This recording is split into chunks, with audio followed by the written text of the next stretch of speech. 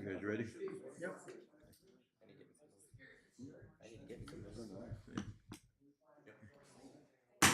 Call meeting to order. Shelley, can do roll call, please. Yes, sir, Mr. Mayor, thank you. District 1, Councilman Rios. Here. District 2, Councilman Pastor. Here. District 3, Councilman Lethem. Present. District 4, Vice Mayor Stapleton. Here. District 5, Councilman Gonzalez. Here.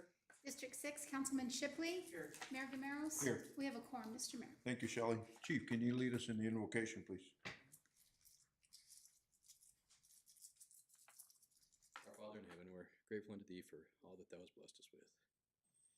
We would ask thy blessings upon this proceedings this evening, that they will be conducted in a manner that will be pleasing unto thee, that the business of the city may move forward. And we would also ask thy blessings on those in our community who are in need. And at this time, please watch over them, bless them, and comfort them. And these things we pray for in the name of thy son, Jesus Christ. Amen. Mariano, can you lead us in the pledge, please? Yes, Mr. Mayor. I pledge allegiance to the flag of the United States of America and to the republic for which it stands, one nation, under God, indivisible, with liberty and justice for all. We'll start with summary of current events from council, and Mariano, we'll start with you down there. I don't have anything this evening, Mr. Mayor. Thank you. Thank you. Fernando, I have nothing to report, Mayor. ready? Thank you, Mayor. I also have nothing to report. Mike, Yes, Mr. Mayor, I was fortunate enough to attend the summer youth program out at High Desert School. They're doing Alice in Wonderland Junior, and it's kids from, young kids from like kindergarten to 8th grade. And they put on a very professional performance, and it was really good to see. So their last performance is this coming Saturday, I believe, out at High Desert School. oh, nice. That's all I had, Mayor. Thank you, Mike. Jesse? Mayor, I don't have anything. Thank you. Mike? I just have a few things, Mayor. First of all, the entire council, we attended our annual strategic action plan meeting on Thursday, February 26th. The meeting was held over at the Hill Street School Apartments, and it was a hit. We were there for about 6 hours, and it was very informative. So I just want to thank the entire staff that helped us go through all that. Second, First Friday was a hit. We had a lot of people downtown, and the weather was absolutely perfect, I thought. So I know some people were wearing jackets and stuff, but I was in shorts and a t-shirt. But it was a good time, so thank you, everybody. And then coming up, we have Coffee with the Mayor. That's over at Copper City's Coffees over on the highway. That's on March 18th at 1 o'clock. So if you have time, it's a good time to go down there and talk to the mayor and get anything off your chest if you have anything to talk about. And then lastly, we met with the Safe Street Program, the committee, on March 5th. We were there for several hours. We met at the train depot, and we toured, this time we toured the south end of town from Sycamore all the way down to Reese Canyon Bridge, and we were there probably for like 2.5, 3 hours, and they're taking notes, and we're gonna start with them on that project on the south side. But a week prior to the flood, we did the north end of town, and that was from Cedar all the way down to Yuma.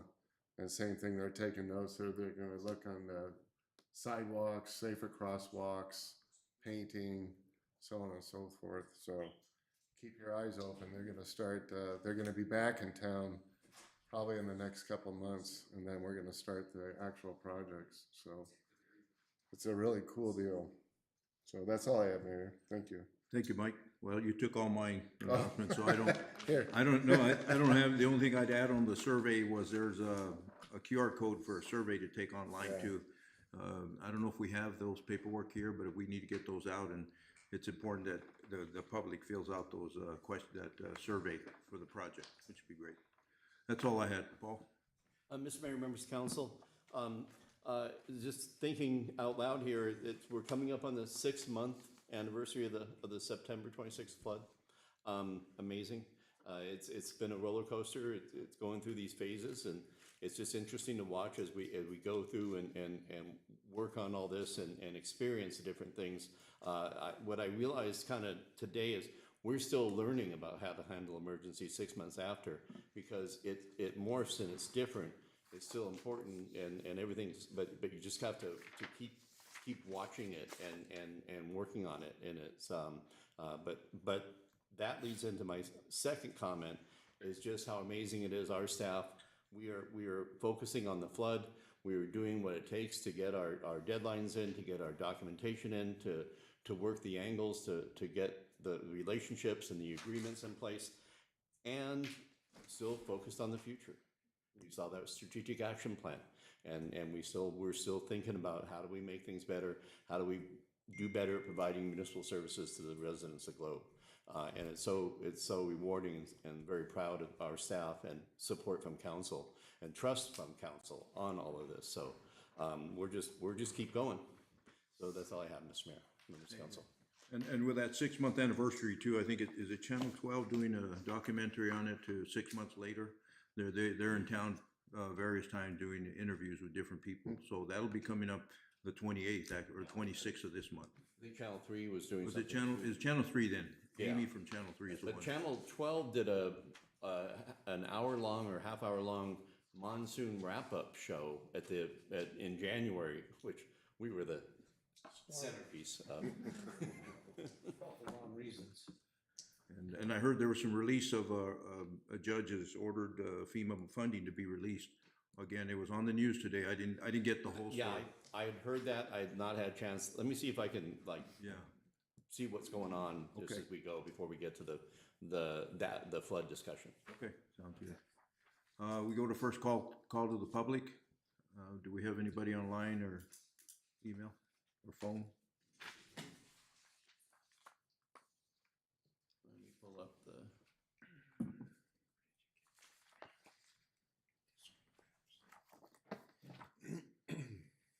Anything on the phone? No, I have nothing, Mr. Mayor. And nothing in the email.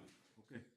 So we'll go to special presentations, and item A is employee recognition of 10 years of service, March 21st, 2026, for our city manager, Paul Jepson. And I was tasked with to write a little bit of information about Paul and his 10 years here. I'll give that, and then I'll hand you the award, and if you want to say anything after that, that'd be good. Okay, thank you.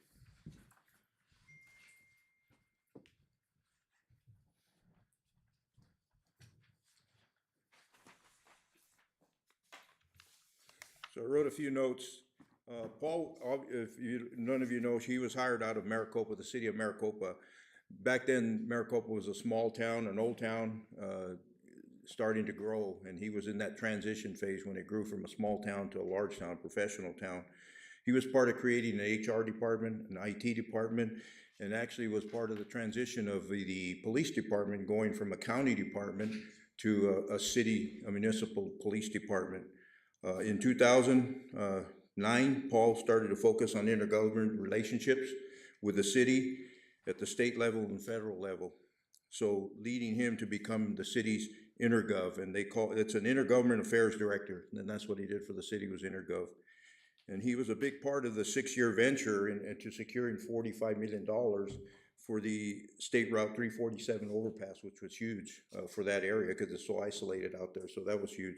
So he came back with a lot of experience working with a small city and coming to a big city. I can tell you firsthand that the position of city manager is not an easy one. It's very complex. I sat there for 90 days, and I was ready to go after 90 days, but it was very complex, very stressful and demanding. It's a 24/7 job. It's not something you go home in the nighttime and not put away, or on the weekends. You always have to be available. He's not only responsible for running the city operations on a daily basis, but at satisfying 7 different bosses. He works for the council. So he has to be consistent, his communication and responsiveness to the council, to keep us informed and to keep us equally informed. while respecting the legal boundaries of the law also. So the normal tenure for a city manager is around 6 years, is what they say. So 10 years is quite an accomplishment, because it's very, like I said, it's a very stressful job. Coming in as mayor in 2016, I thought I had the advantage. I worked for the city for 30 years. I knew the city. I thought it'd be, pretty easy transition, and for focusing mainly on city issues. And we did focus on that. But I officially met Paul, and soon realized that Paul knew politics, and that's what an intergov does, to understand politics. And that's one thing that he taught me. I didn't know anything about politics. I don't like politics, but he taught me about politics, and that the local government does not operate in a vacuum. That we need to in order to bring funding to our city or resources, we need to reach out and we need to collaborate at the city level, the county level, the state level, and the national level. Building relationships. We need to understand the political landscape that's out there. Any bills or something that affect our city is vital. So I quickly learned the importance of InterGov, and that's what Paul took on, that responsibility for me as elected official, and I think for all of us, the same thing, to take on that extra responsibility besides being the city manager.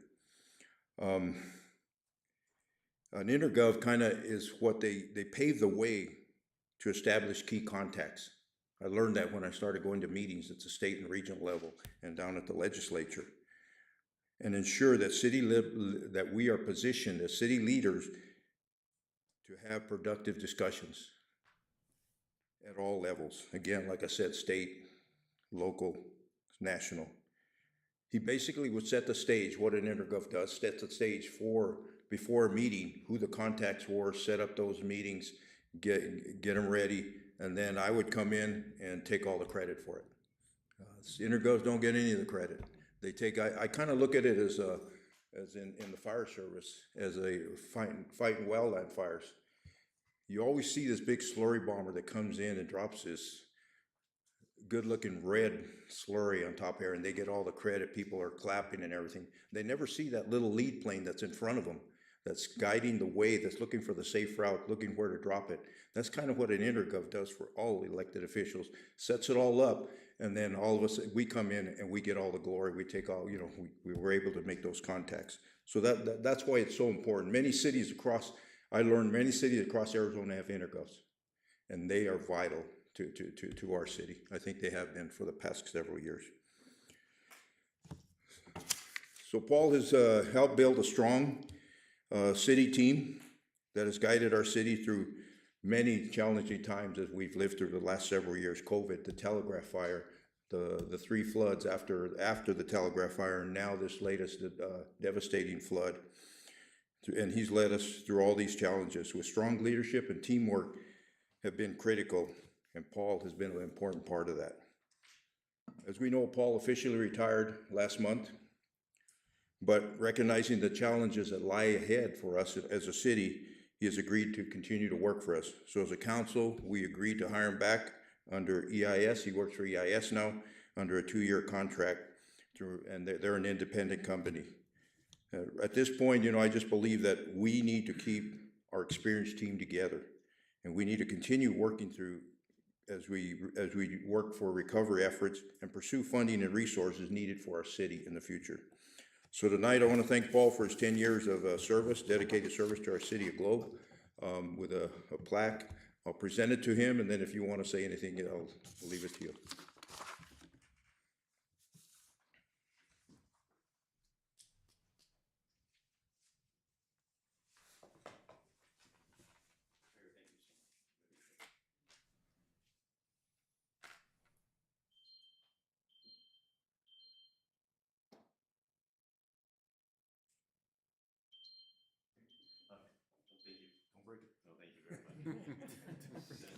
You don't get two.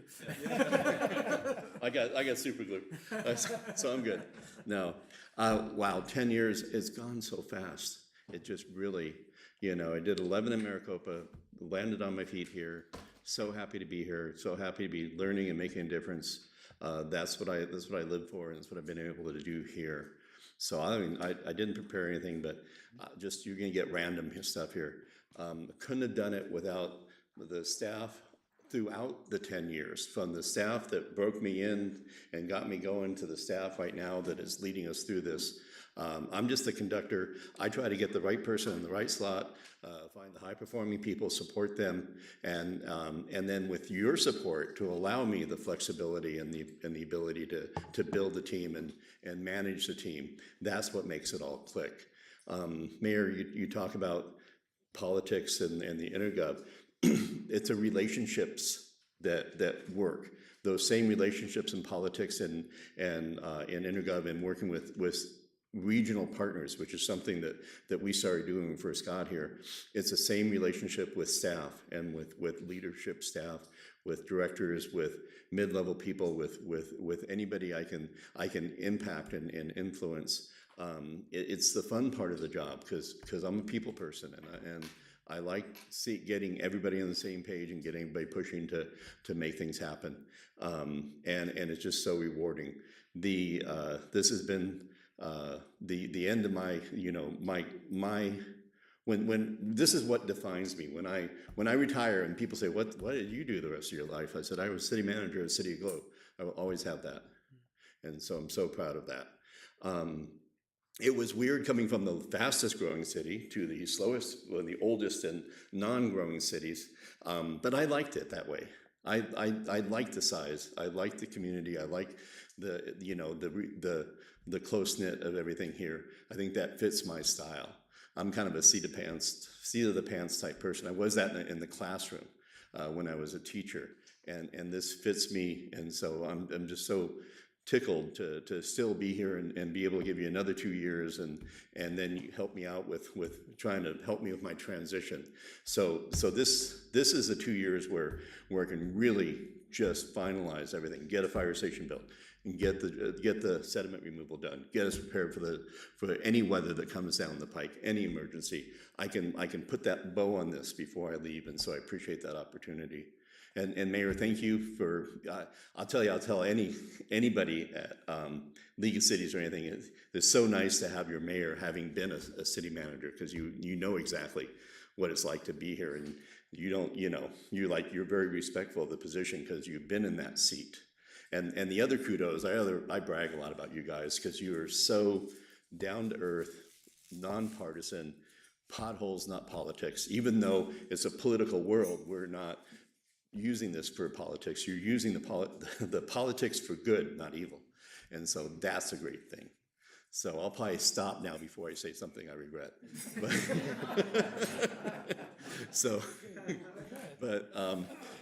But thank you very much. Appreciate the 10 years, and we'll see you back here at 12. So thank you.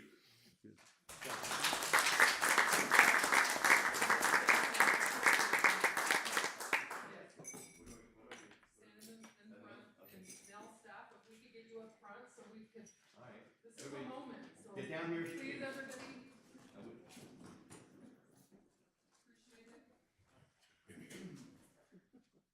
You should get Lexus to take the picture so you can be in. Okay, as I used to say in the old days, short people in front, tall people in the back.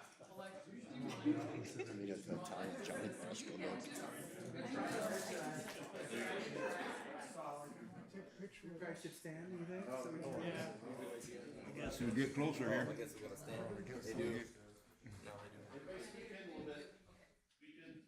Yes, over.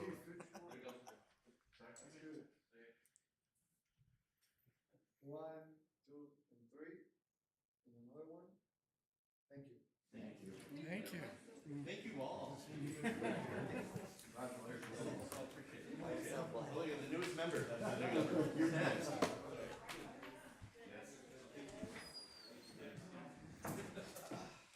That's Big John. I know Big John. John. Yes, sir. And, Thank you, Mayor. Thank you. I'm out here from Miami.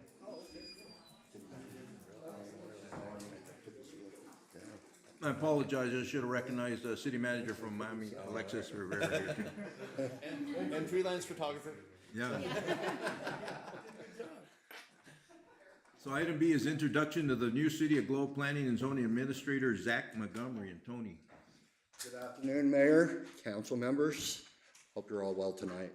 I have the pleasure of introducing our new staffer. He's Zach Montgomery. Come on up here, Zach. He was hired to be our planning and zoning administrator in-house. You know the need for that. We're at a pivotal point for the city that we really have to focus on these projects. The more that come in, the more development, redevelopment, and land use that we're dealing with. On top of all that, we're dealing with the issues that we were dealt with the disaster hitting the city. And so we have a lot of work to do with that. That would fall under planning and zoning. So we're really pleased to have them involved in that to address a lot of things that I know will be coming our way.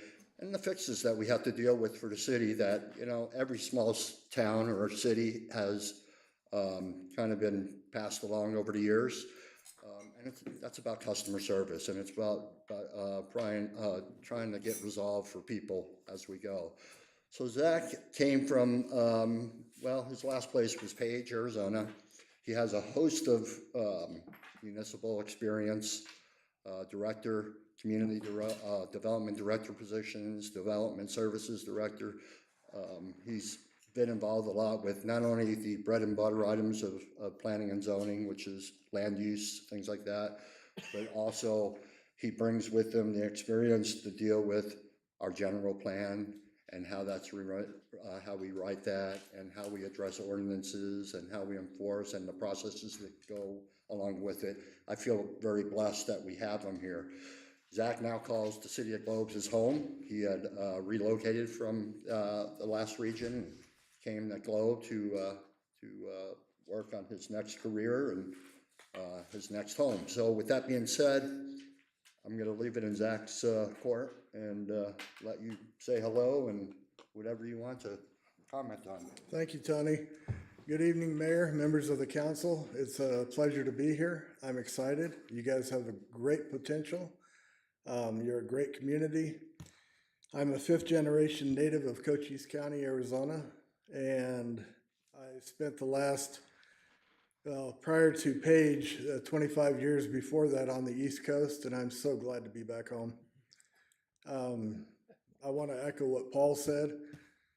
I like smaller communities because you can work one-on-one with people and get things done a lot quicker than, you know, Atlanta where I worked, Florida, different places that you were essentially looking down from about 20,000 feet. And with smaller communities like this, you're one-on-one. And I really appreciate that and work well in that environment. I'm looking forward to doing some great things, getting us some codes that are, you know, going to help us get some development a little easier on the processes and procedures so that the residents and the developers and builders aren't having a struggle getting what they want done. My methodology is a find yes any way I can. And my experience of over 25 years as a community development director in 9 different communities in 8 different states has taught me that there isn't anything planning and zoning related that I can't find a yes for to help that customer. So I'm excited to get, well, I've already kind of hit the ground running. Sure. But I'm very excited to be working with you guys and I look forward to it. Thank you. Welcome. Welcome aboard. Thank you.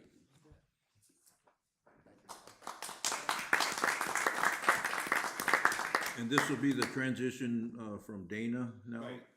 And Yeah. I just want to say Dana has done an excellent job for the City of Globe, really helped us get to this point, Yeah. and we look forward to your expertise now coming in locally to help us.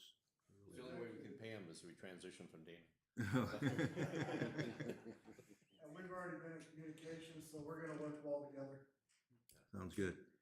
Item C is presentation by the Building Safety Department introducing the new tracking platform Citizen Serve, and Tony's. Hello again, Mayor, City Council members. I'd like to take a quick moment to go over some new software that we're about to onboard. Citizen Serve. So this isn't quite a new concept, it's just newer software, and it gives us better options and fits our needs a little better. So currently, we are using GovPilot to do this type of work for us.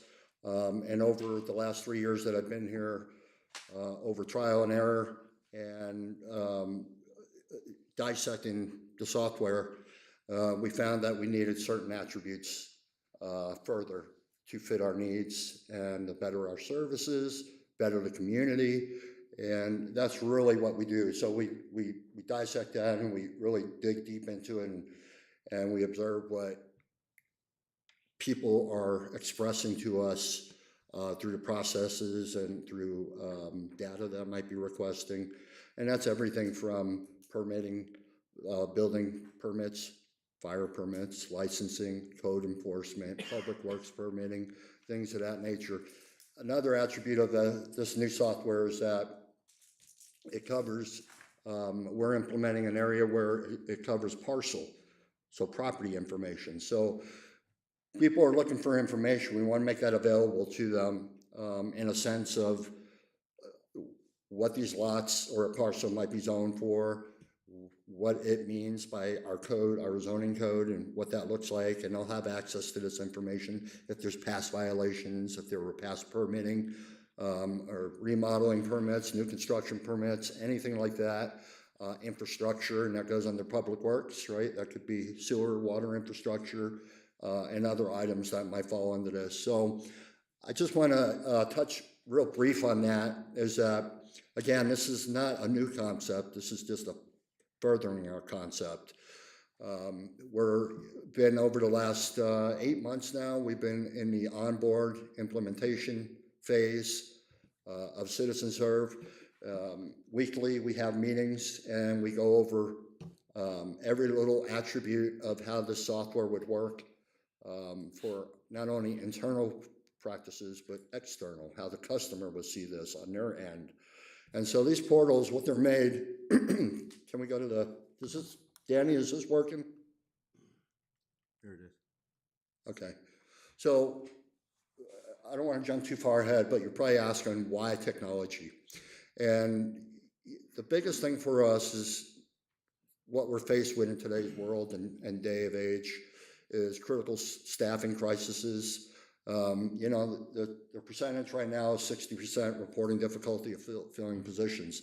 That's nationally, that's all over the place. And that leads to delays in municipality services and processing, unfortunately, right? Our workforce is our biggest attribute. And we gotta have people that want to work and want to be employed and have a career with municipality. So some of the key challenges that we do deal with are intense competition. This is about pay compared to private sector and federal sector. There is a difference and we're contending with these things. High turnover and burnout, this is overworking, increased workloads, doing more with less.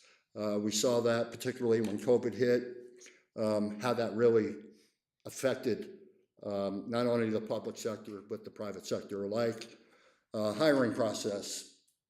So when we have to hire, there's that time that you have to account for. So it's interviewing. It's maybe not just one candidate, it could be 5, 6, 7 candidates or more.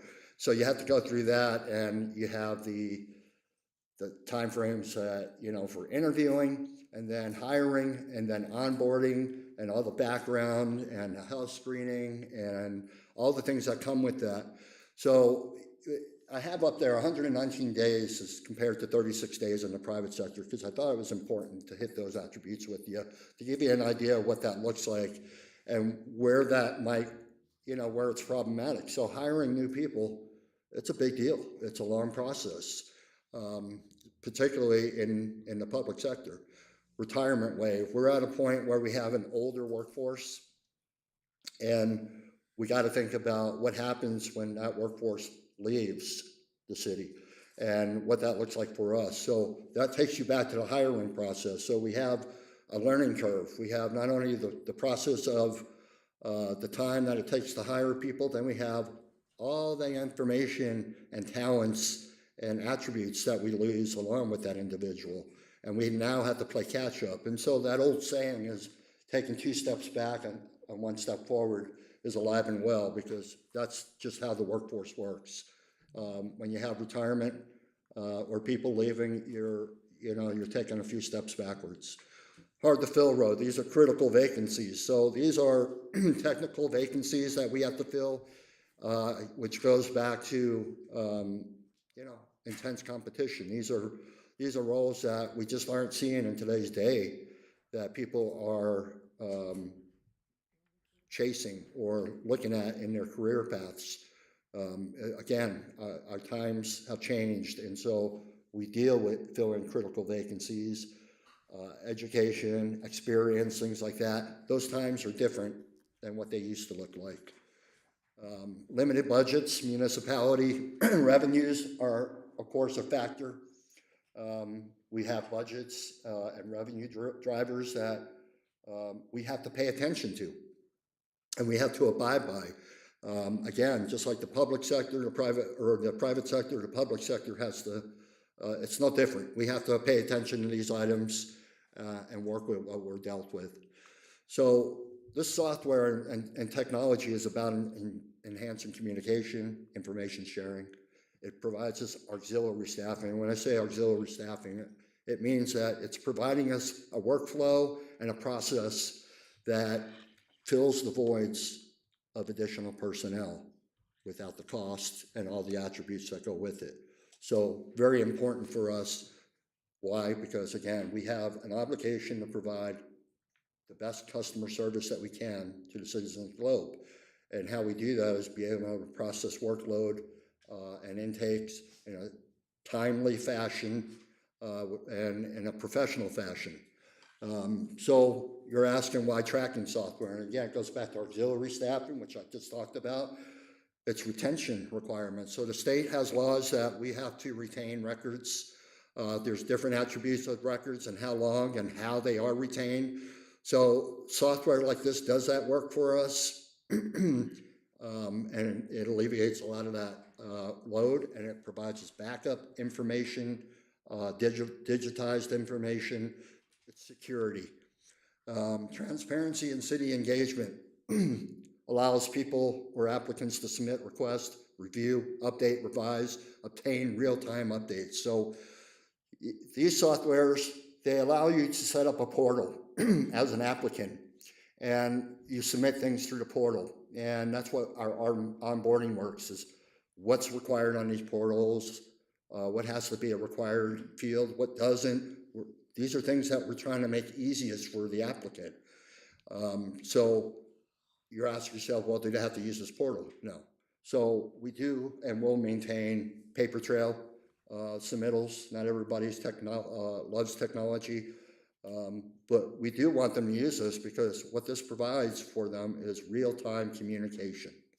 And that's really important. From all the feedback that I've gotten from the citizens out there, contractors out there, any applicant, is providing that that communication in a fashion that it's not delayed, it's given right away, and they can move forward faster and have the information at their fingertips.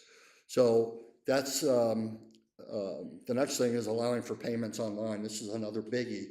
We've had in the past, we were a little behind times, and we've caught up with how we take payments. This allows us to route payments through the process, through the software, if people would like. A lot of people like that. It's direct. You don't have to hand their card information to anybody. They can do it at their will on there, and it's pretty seamless. Regulatory compliance and reporting. So when I talk about those items, these are state regulation, sometimes even federal regulated compliance items. We have to run reports throughout the year, and there's quite a bit of them. And it's not the funnest part of my job, running reports and giving stats, but it's a requirement, and it's a it's necessary for these agencies to get the type of reporting and compliance reports they need. The nice thing about these softwares is you can pre-program these reports, and it data captures, and it does it for you. It's very, you can give it timelines on when they're needed, and it's very accurate. It pulls all the data for you. So very useful item. Real-time updates, inspection outcomes, code complaints, plan reviews, approvals, payments, property information, etc. This software is real-time.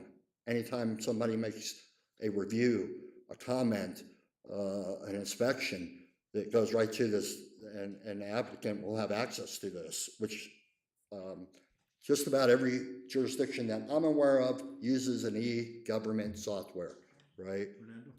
You got a I question? just have a quick question, yeah. Yeah. So, my understanding is that the process now is when someone has an application in front of the city for whatever they're trying to do, that you guys meet as a team representing, Public Works, Fire Department, and all the staff. Would this alleviate that everybody having to be together in order to review something? Could they review it at their own time? Or So- will that process kind of stay in place, and what are you thinking? So if you're talking about pre-development meeting? Yeah. Okay, so pre-development meeting is kind of a one-on-one personal touch, right, to give people. So this isn't to take that place. We're still providing those things. We, of course, use this application to set those meetings up and to process the application, the request, and they would get their appointment time and everything. We use the application for that, but it doesn't take place of some of those processes. Makes those processes more efficient. And so when we do have those PDMs, what this is now programmed to do is we make our notations, Councilman, it's like what you just said from each department. And so right now we make notations, we put them on separate documents and we send them to the applicant, and they have, let's say, 5 different documents from 5 different departments, notations. All the comments will be on one document. It'll delineate what department it's coming from, and it'll have the comments on there, and it'll have the parcel information on there. It will be one single document, and it'll go right to the email that the applicant provides very quickly once they're all in there. And it's approved to go, and it's done. It goes to the applicant. So it's very seamless in that fashion, but it doesn't take the place of the one-on-one touch, because the pre-development meetings are very important. So we've had a lot of very positive comments with these PDMs, particularly that they can't go to any other jurisdiction and get something done like that, like a pre-development meeting, in the time that we do it here. And just the other day, I had an applicant come to the front counter looking to inquire about what they can do with a lot they're looking to purchase. They want to build. And it's a vacant lot. It's a contractor from Phoenix area, came here. I threw Zach into the fire that day. He was brand new, and he answered it very well, and then we embellished on the options.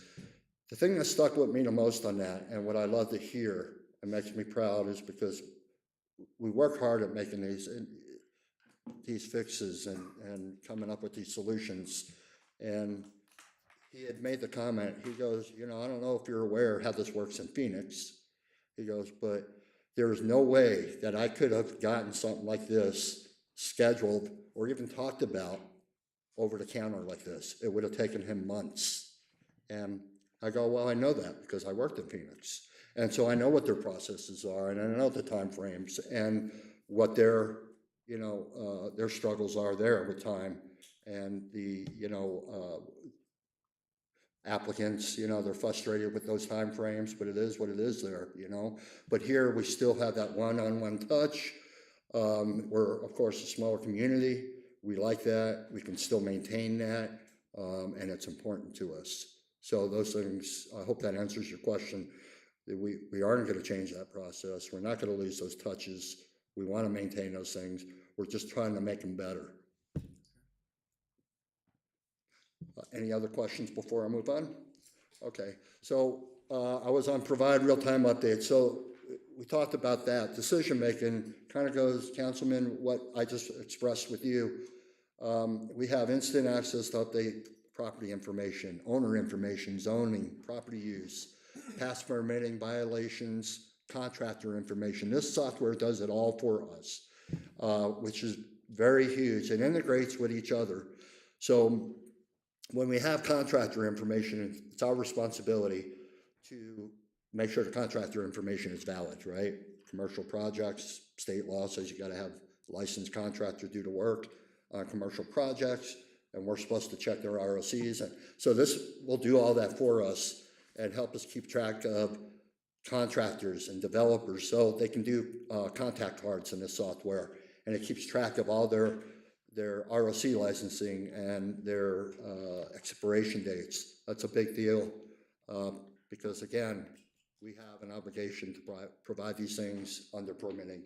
So what cities or what sections are included in the software? So currently what we're working on is building and safety, permitting process, the code compliance, planning and zoning processes, fire department permitting processes, public works permitting processes, business licensing, special events.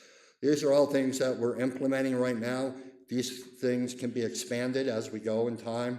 This is the current status of this. This is really quite amazing software, and we're looking forward to implementing it. And it looks like by April is the estimated time. We'll be giving up one software for the other and moving into what you're seeing here, CitizenServe. Any questions? I have a couple questions or comments. So Okay. I commend you and staff working on this, get this done. This is something that needs to be done. We did this for the chamber and it's helped immensely, is having one program that catches everything. And staff is able to talk to each other in real time rather than a post-it note. You're able to give something for a client and say, this client needs this. And then when that other person gets it in the office, they're able to see everything that was said and everything that has been done. So I think it's something that's well needed in our community, in the city. But understanding the trials and tribulations that we've went through in the chamber, is there somebody going to be coming into the city to train staff on how to use this programming, and understanding that you want to move it out in April? That seems pretty soon. So are we going to be having in-service days, and could we see a decrease in those days as far as when is the offices going to be closed during those times, and what is that going to look like? And is this, another question follow-up, is this budgeted, and how is it budgeted? Both good questions, and if I can comment, Councilman, on your first statement that you made, this is what you said is alive and true when it comes to these softwares. There's a dashboard, what they call, for an intake person, and you can assign it to whatever dashboard you need it to go to, like fire, building, public works, right, so forth. And they check it in, and it's on that dashboard, and it gets checked in through the process, and they hit a button that basically says send for review, and it goes to all the reviewers all at once, all at one time. And so you can see, just like your statement, about the time that saves, and how you see that workload, and how you can make comments, and how that betters the total experience for an applicant. Because for me, as an applicant, that would be very important for me. There's timeframes that I'm trying to adhere to, or I'm trying to hire people to adhere to timeframes, and budgets maybe, right? So very important, works just pretty much like you said. As far as the learning curve, so we've been onboarding for the last 8 months with this process. So 8 months of onboarding, that is training as well. So as we go through this, the nice thing with CitizenServe, we didn't have this before, is that as we onboard and develop code and how computer code and how it works with our processes, we're learning how to use the process, and that's part of their contractual agreements. Thereafter, we'll also have training prior to going live on the public side or the municipality side. The public side, it's pretty self-explanatory. You go in, it asks you to come up with a password and log in. Once you have that, you're done. And so you can go in and, like today, I can go in, I set up a password, I go in, I put an entry in because I want to get a building permit. Maybe 8 months from now, I want another one. I use the same login, it doesn't change. Maybe I want to go in, I want a public records request. Maybe I want to look at parcel information. Perhaps I want to look at zoning information for a lot. I can log in here and I can look up those addresses and find that information. I could also find licensing information. A big thing is planning and zoning. That's where a lot of questions come, right? Everything starts at planning and zoning. A lot of people have questions at that stage of their project. And so we're setting this up to where they can have that information at their fingertips. And if going back to the training aspect, again, it's really user-friendly on the public side. You're just setting it up and it walks you through. That's the importance of onboarding, is because we go through and we make sure that the questions we ask, there are some required questions on the permitting, right, that you have to ask, but there are some things that don't have to be asked, or they're not required fields. So we're carefully constructing these items so people don't get stuck during that process. And then we're providing resources for them if they have questions about zoning. There's tabs they can actually click on that will help them answer questions. And of course, they have the old telephone and reach out to, you know, the city hall to ask questions. They can come in. Our plan is to set up a kiosk so we can help people on a computer if need, because a lot of people really do like this ability to do stuff through an e-government system. Prior, you know, to me coming and we were getting GovPilot going, we get a lot of people who said, don't you have a platform where we can submit this information? And it was like, no, unfortunately, we don't have that yet. And we're working on it. And so municipalities, this is the way they can increase their service to their, not only contractors, but the citizens of their city or town. So, the learning curve, Councilman, has been ongoing for 8 months on our side. On the public side, it's very user-friendly, and we will have resources. We have put out PSAs to express that we are going to the software, and for people to really watch for it and why it's important for them. And the only comments I've gotten have been positive comments about being able to do this stuff, like every other municipality. The only other question that I asked is, where is this budgeted through? Is this budgeted through but we've already have this budgeted and ongoing, making sure that it's continuing in our budget, that we're not just gonna drop it after a year? So it's a user-based platform. So the budget is spread across the user-based platform. So when you have like the 5 different sections that we had up there, building, public works, code, right? So some of that is community development. That would be one. Other would be falling under, other sections. So the user bases come out of those sections. So because it is user-based on our end, right? And that's not the public end, but the municipality side, is that it's spread across the sections in that fashion. And I don't know, Paul, if you want to touch on exactly how that is working with or what budgets those are coming out to answer Councilman's question, or On the budget or on the? Go ahead. yeah. Thank you, Tony. Good evening, Mayor and Council. This is something that we had budgeted for last fiscal year to ensure a seamless customer service experience. Staff has been onboarding and fine-tuning this tool for the last 8 months. So it's been a very, very great process to go through, because the tool that we had, we started with iWorks, and that was really for just code enforcement, and we knew we wanted to use a tool like this for more, and that we could use it for more. So then we moved into GovPilot, and it was a good start. It got us through the first, I think we used it for 3-4 years, but there's been such advances in these types of softwares to offer much more intuitive customer service experiences. And so Tony took about 6 months to do research. We met with a dozen companies or more, and this is a software that's being used in Arizona, because GovPilot, and they're probably listening to us, so when GovPilot is not used in Arizona, we were kind of the testing ground, and we felt it. So we knew we wanted to work with a software that had been vetted already in Arizona with other departments that we could reach out to that could confirm that it was a good tool for a good value for the money. And so this was the direction we moved in. So we knew that we needed to have a transition period that was not perceived by our customers, and it was more on the back end, because when we exited from iWorks, they withheld all of our files. We were not able to transfer that information over that our staff had spent about 4 years using. So that was so much information that we lost. And so moving into a new software, we knew we didn't want to go through that experience again, because again, we've done such a better job of documentation and retention. And so we knew we had to budget for this. At the same time, we were still utilizing GovPilot so that we could make that transfer seamlessly.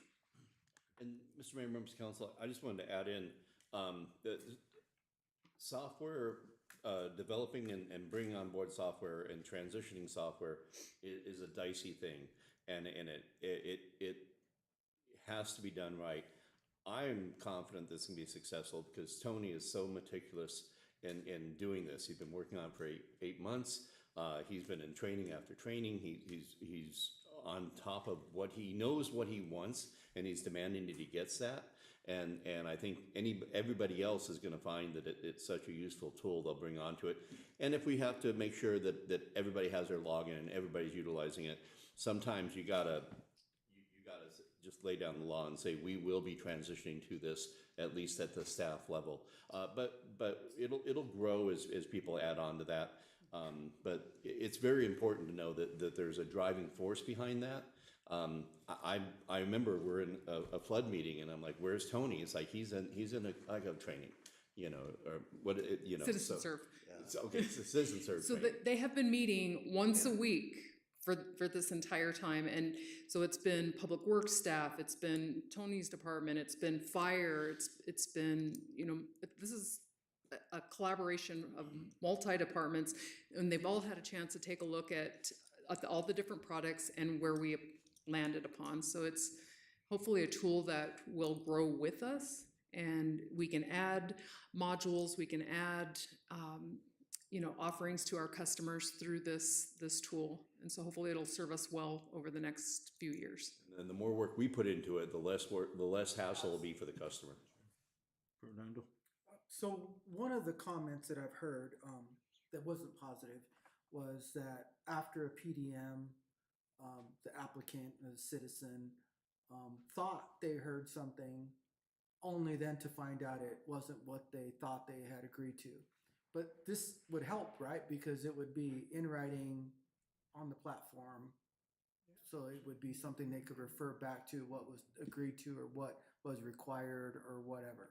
So Councilman, PDMs are all recorded currently, and they're all documented. So when I hear that, I have to question that statement. PDMs are preliminary information. It says it on the application. People sign it. We have a disclosure at the beginning of the PDM that indicates that, and that permitting and processes and changes may occur as you proceed through your project, because we're not always getting all the information, or I'll be honest with you, the truthful information. And so PDMs are designed to help people guide. They're pre-development meetings. It's to help people guide their project through the way. They're not what you would call a formal permitting requirement meeting. And they're preliminary because we're not given all the information at that time to make a full determination. So we work it off of what they want to do. It's conceptual. And so when they give us those items, we work on in a conceptual mindset.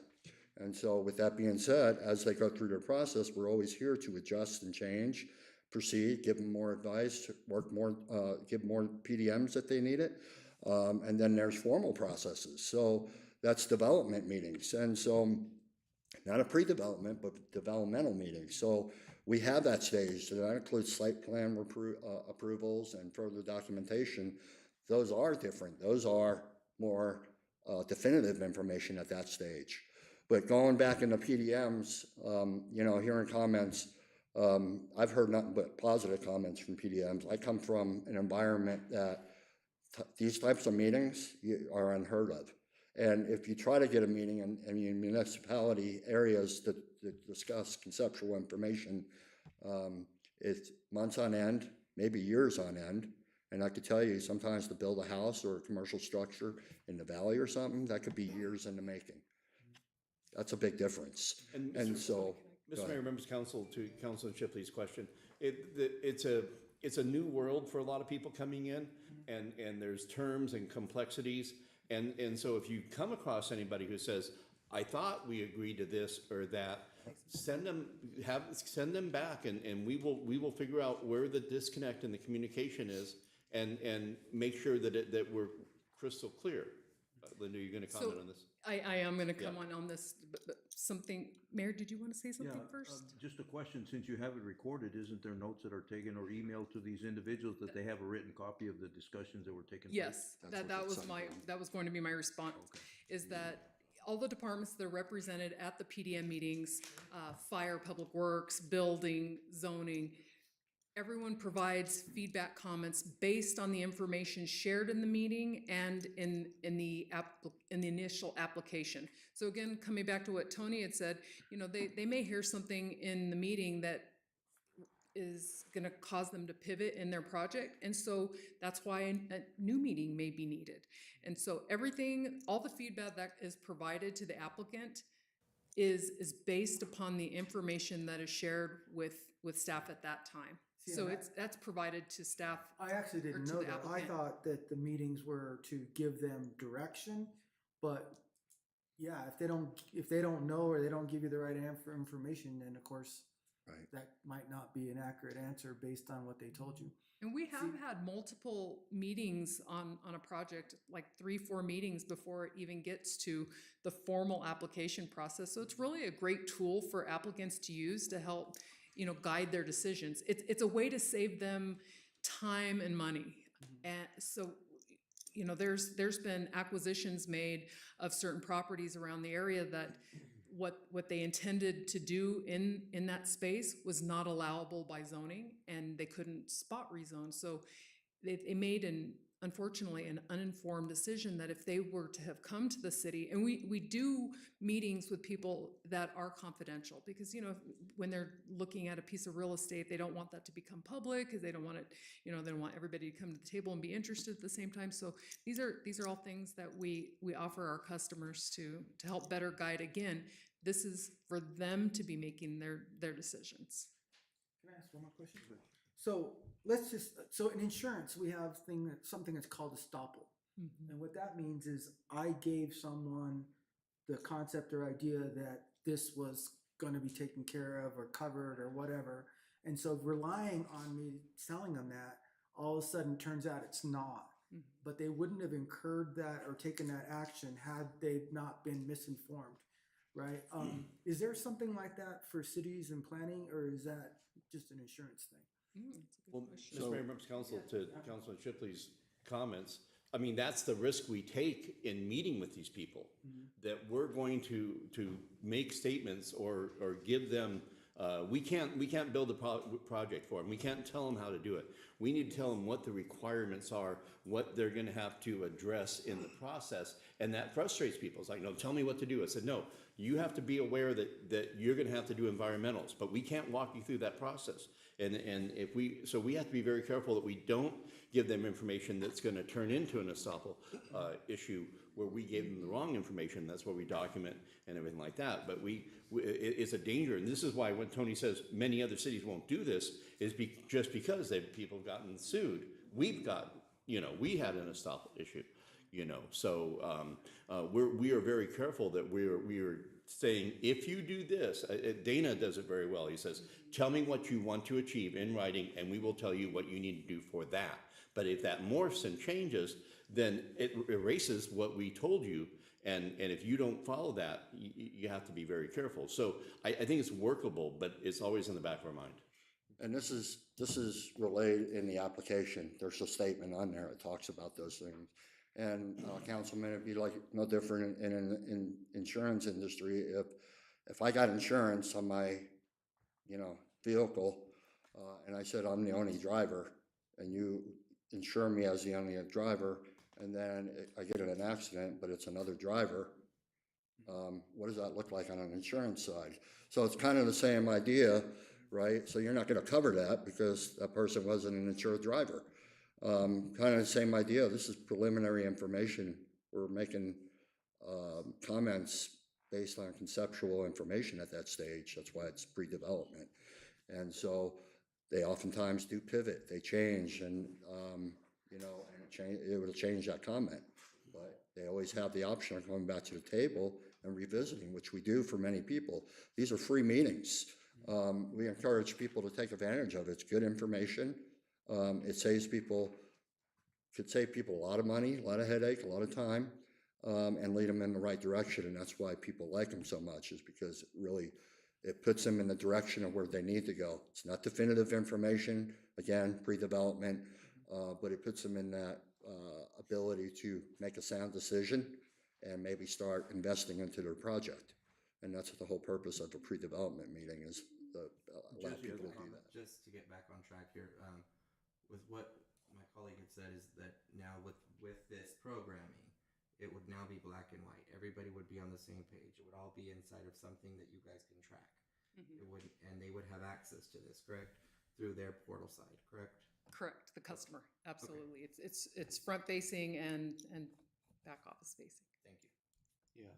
So I had a question too on, so if I'm an investor coming in, can I use these pre-development meetings to find out if this building that I'm gonna buy has code violations or has a lot of Absolutely. different things before I invest my money in them? And that's when they should really come. Yes. Because we have a lot of older buildings that could create a lot of expenses for an investor. And we have those calls and meetings all the time. Okay. Yes. Mr. Mayor, members of council, the two words Actually- people don't want to hear is floodplain and sprinkler system. But they need to hear them, and they need to hear them early, because they need to factor that in. And that may be the words that they heard that totally blew them out of the water in the meeting. Is like, I heard sprinkler system, and we said, no, if you have 3 residents or more. They just heard sprinkler system, and they're, you know. So it's a learning process for both, but I think it'll help. Councilman. I mean, Mariana. I like that several departments will be using this software and sharing the work as well as the information flow. I've seen no software back in my day that could leap like this across several departments. Everyone had their own circle the wagon software. It took care of their specific need. Didn't share really unless they had to by law with another department. And yet here we are sharing all the information, sharing the flow as it goes through, and the reviews that are being processed and have to occur. And then the resulting end of it, which is possibly another business coming to town. So I like this tracking, I like the flow, I like the buy-in by all the departments. I like that you both have said modules can be added, so more data is gathered, and therefore we have a tracking system.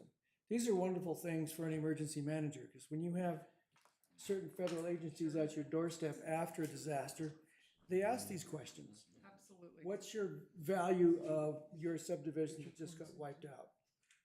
It's right here. Here's the history of it. And that's what they want to see. So I like everything that you're doing with this.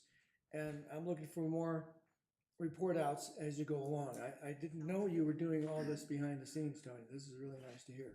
So, you know, let's review again at another time. Thank you, Mr. Mayor. Thank you. Any other questions or comments? Mike? Mr. Mayor, I would just make a comment that I've been invited to some of these PDM meetings that our staff has with potential investors. And I contributed no input. I just sat and listened to see what was going on because I was invited for that process. And, you know, the staff tells them what they need to do or what they can do and what they, you know, and they argue back and forth. And at the end of the meeting, I don't know if they come to a complete resolution, but they do understand that there's certain things they have to do in order to develop their properties. And all the information may not be able to be given in that real time in that meeting. Staff may have to go back to their office and do some research in order to give a more complete answer. And that's why our staff follows up with the customer in an email, again, with those written feedbacks from all departments. And if needed, if they'd like to have a copy of the recording, then that is made available as well. And to kind of backbone off that, so we typically, will give a week to get those comments out to the applicant, because there is some research that has to be done. Sometimes we can't, at the spot of the moment, provide an answer to a question. So our people have no problem saying, let me look into that. I don't want to shoot from the hip. I don't want to give you false information. Let me look at those options, so. Okay. Good? Oh. Yeah, great to see you. Thank you. Thank you very much. The flag means good job. Thank you. Good job, Tony. Item 4 is consent calendar. Matters listed in the consent calendar considered to be routine and will be enacted by one motion and one vote. Public hearing items are designated with an asterisk. Prior to consideration of the consent agenda, the mayor will ask whether any member of the public wishes to remove a public hearing item for separate considerations. Members of the council and or staff may remove any item for separate consideration. Item A, consideration of waiver of section 2-4-10A. Prior discussion to allow action on the balance of the consent agenda. 1, accounts payable, $727,622.86. 2, consideration of approval of council minutes. A, consideration of December 18, 2025 special meeting minutes. And item B is consideration to accept the donation of electrical upgrade by Western Industrial to the Nosker Ball Field by Frank Grice. Anybody from the public, staff, or council wishing to move any of these separately? Nothing from the public. I see no one approaching the dais. Nope. Mr. Mayor, if there's no other comments or anything, I would make a motion to approve the consent calendar as read. Second. We have motion second for approval of the consent calendar as read. Is there any further discussion? All those in favor say aye. Aye. Opposed, nay. Motion passed. As we move into new business, I know Alexis, you're here, and I think you're right here for item B. Are we okay to move that to the front? Because I know we have another ordinance discussion prior to that. Do you want to move? We'll move that if you're. So we'll go ahead and move to item B, and that is discussion and consideration to approve IGA 2026-0108 with the town of Miami for the Copper Mountain Transit in the amount of $73,000 funded from account 105051255 Mayor and Council Transportation HB 2265 match and request to waive section 2-4-10A prior discussion rule. Mayor and Council, good afternoon, good evening, and thank you for the opportunity. Before we start, Paul Jepson, congratulations on this milestone. Thank you for the support in difficult situations since, town manager in Miami, the fire, the flooding, all those elements as a partnership and a big element for the growth of this area. Thank you. Thank you. Thank you for that. Going back to the transit, Mayor and Council, thank you for the partnership. We closed the second grant for the fiscal year 26 to 28 to expand the services. We are acquiring more units. The units that we have right now, they're not the best fit for the region. Those are air system and liquid system, and most of the times we have those units in the valley for repairs. We acquired a new Ford and a new Chrysler van. Those units are in service, and so far is provided a good service in time. Less maintenance, less expenditures on the maintenance. Last year, we closed 97,000 on maintenance on the units, and we need to go down on those elements, and we want to acquire more units that can be service the area of Globe Miami County. Thank you for the new bus station on the apartment complex. We want to expand those, and we need to change the previous bus station, the one located at the train depot because it was paid with the grant, and the one located at the town, the Miami, the senior center. Those two, we need to change the old name to the new name. We're gonna be doing those in the next 3 months. But we want to expand our services and create a new route, can be express And we received petition for a Saturday service. We're gonna be putting that on the 2027 grant. We want to provide the best for this community. We have a lot of seniors that depend on that. And with the support of the county and the city of Clovis, we can make it happen. Questions or comments, Fernando? I just have a question. We used to have a service where they would call in and order a ride, but now we just do the routes? Or No, still we have do a that? dial ride that's still active. Still have a dial? Yes, Okay. dial ride, it's still And active. that's part of this same grant? Yes, that's correct. Mr. Mayor, members of council, to this issue, this service is so key. We serve people that don't really have a big voice in the city. They don't, they need to get around.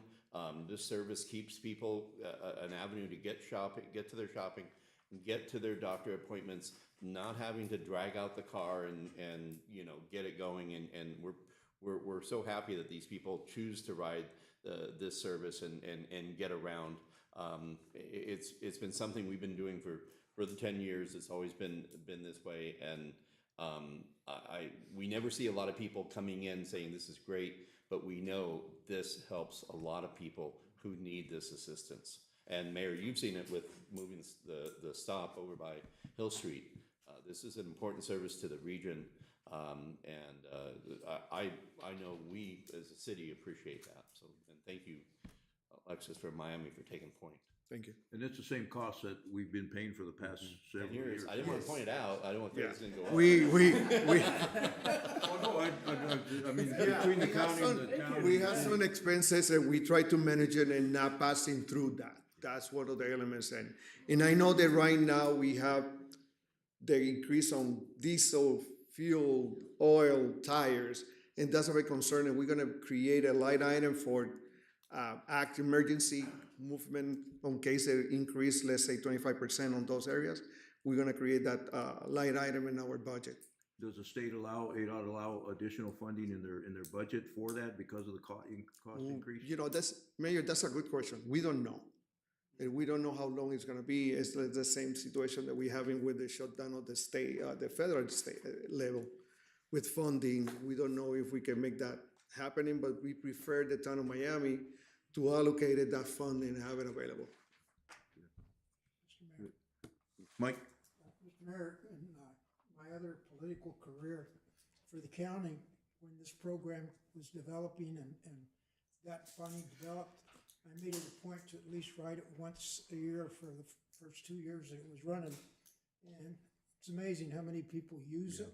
And I've noticed more people are using it, as it's been here in the, in all this time. And when it first started, people thought it was going to be a waste of time. Yeah, no, it's You know, important.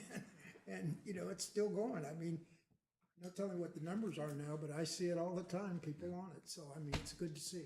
Yeah, we increased at 60% for the last 2 years on the dial ride and direct services. Good deal. Program. Mr. Mayor, Mariano? this is probably not the right moment to discuss it or bring it up, but are there any plans in the future to provide services to wheat fields? The reason I ask that is after the flood, I met an individual who lived out there, and his car was washed away in the flood. He had no transportation. And I asked him, do we have any bus service out here? He said, no, there's nothing. So in the long-range planning, would you all consider servicing wheat fields? The bus service is not available, but dial ride, yes. Dial ride, Dial thank ride, you. yes. There you go. There you go. Thank you. That's a long way. Yeah, that was It is a always, long way. that was always a critical issue. Yes. When I got involved with it, and it was just, the distance was too hard to cover it, Yeah. People all the way up there, Rolling Hills, I think it is. Yeah. Boy, Plus you disrupt the timing of everything else. They really pushed for it, and we could never get it because of just the constraints of the program and everything. Thank you, sir. Yes. Any other questions or comments? Mr. So Mayor? we'll need a motion and a waive on this one, because this is due at this. And we have the money for it, right? Yes, we do. Mayor, I would, I'll go- To approve That's my position. I'll second it. And waive, you're gonna waive. and brave the prior discussion. Okay, we have motion second for approval of 5B and waiving of the prior discussion rule. Is there any further discussion? Mr. Mayor, members of council, just a reminder, the county has also done their part and either have about to or have already passed their 73,000. And that's always important that council know that the county is doing their share also. They're already passed. Did they? Good. Okay, I'll call for the vote. All those in favor say aye. Aye. Any opposed, nay. Motion passed. Thank you. Mayor and council, thank you very much. Have a good night. Thank you, Alexis.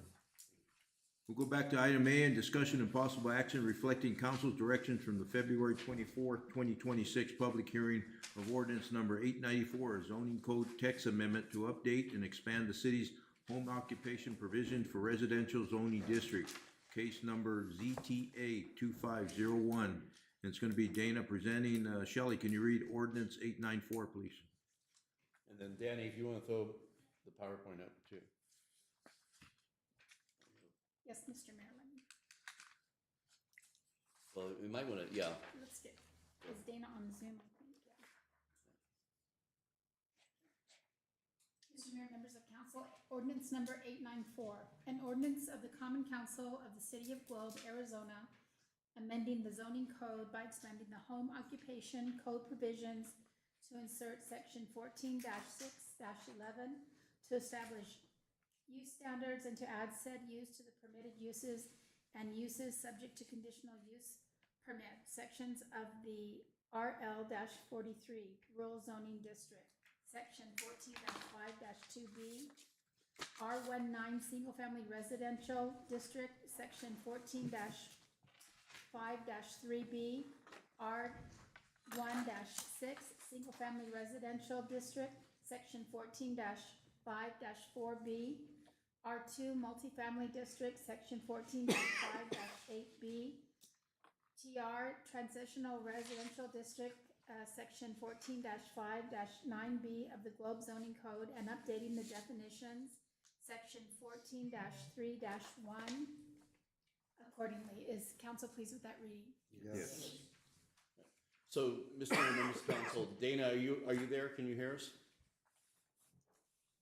I am. Okay. Via phone. Can you hear me okay? Oh, yes. Yeah, no, that's good. And Dana, just hang on. I'm gonna kind of go to the meat of the matter here and kind of let council know how we're looking at this and see if they're supportive of that before you get into any questions and covering this.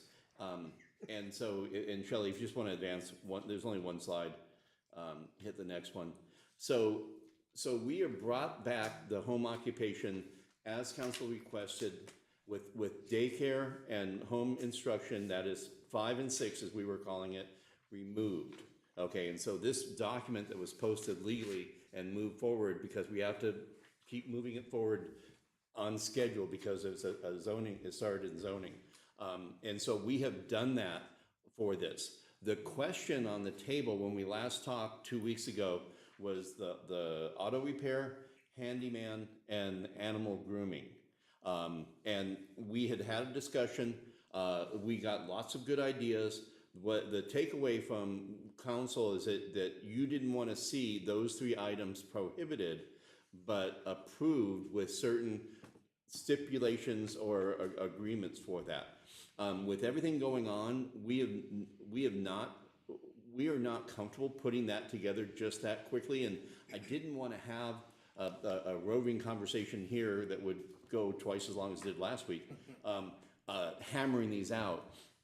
So what I'm proposing to council is, and we checked with, we met with Dana and internal staff, we talked to Bill Sims, our city attorney, is that we remove tonight, when you go to, you can, if you choose to, you can approve this, striking the prohibition on 3, 4, and then removing grooming and care from that to pull out grooming. We would like to see kenneling and boarding left in there as a prohibition, because if you have a home and you're bringing dogs in for pay, we can have that discussion, but that is what we were thinking, is we pull out the animal grooming seems to be the one, and then take those and do what we should have done, and what we're going to do in the future is have any text amendment initiate from council. So this would be your first time And you would say, okay, we're gonna recommend that P and Z look at how they best wanna handle the auto care, handyman, grooming, and then share with them your feedback. We would like to see you update our code on these three issues. We would not like to see them prohibited, but we have some bright lines. We'd like to see auto repair, but not in the middle of the night, and so on and so forth. So what I'm thinking tonight is, if you want to also motion to strike those, and then give direction to request that P and Z go back and handle those specific items, and then we have a short discussion about where you're at. What do you support? What do you not support? So they have some guidance when they go to look at it. But these are very technical, especially automotive. We need to get, this is the most complaints come from automotive. So we need to look and see what were those complaints. And if they're all noise, well, that helps us. If there's something else, we can address that. We do the P&Z does a public hearing part where they get people, and people who've had problems before may turn out and say, yeah, I don't have a problem now, but I remember that guy in the middle of the night, you know, bang, bang, bang, making that noise. So I think this is best handled by P&Z with your request to investigate, with your feedback as to kind of where you're at. And then when it comes back, you'll know how it got back to you because you started the process. Okay, so I think that would be my way best. And then in that process, staff can get the fire department. We can get make sure, because there's fumes and fuels and things like that. We can get zoning. We can get code enforcement and make sure that we don't cause more problems and do all that heavy lifting at the P&Z level. And then it comes back to you. Okay, but and then I know that all of these kind of relate back to Chapter 8, because let's go back to daycare and home instruction. It is not so much a neighborhood thing as a regulatory question. And so when we pull 5 and 6 back, we're not pushing 5 and 6 back to zoning. Council has clearly made it clear that you want to have this process.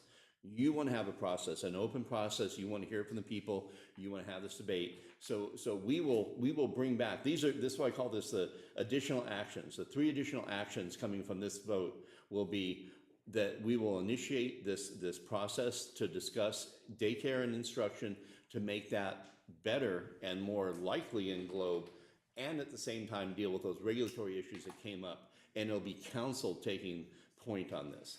Auto repair, handyman, animal grooming, that will go back to P&Z, and then it'll come back and it'll eventually land on your dais again. And then Chapter 8, even though they kind of overlap, and we've already talked about this again, but just to reiterate, we are going to this will probably be the most extensive process. It's going to be we're not going to do a work group, all council working with the standalone city attorney.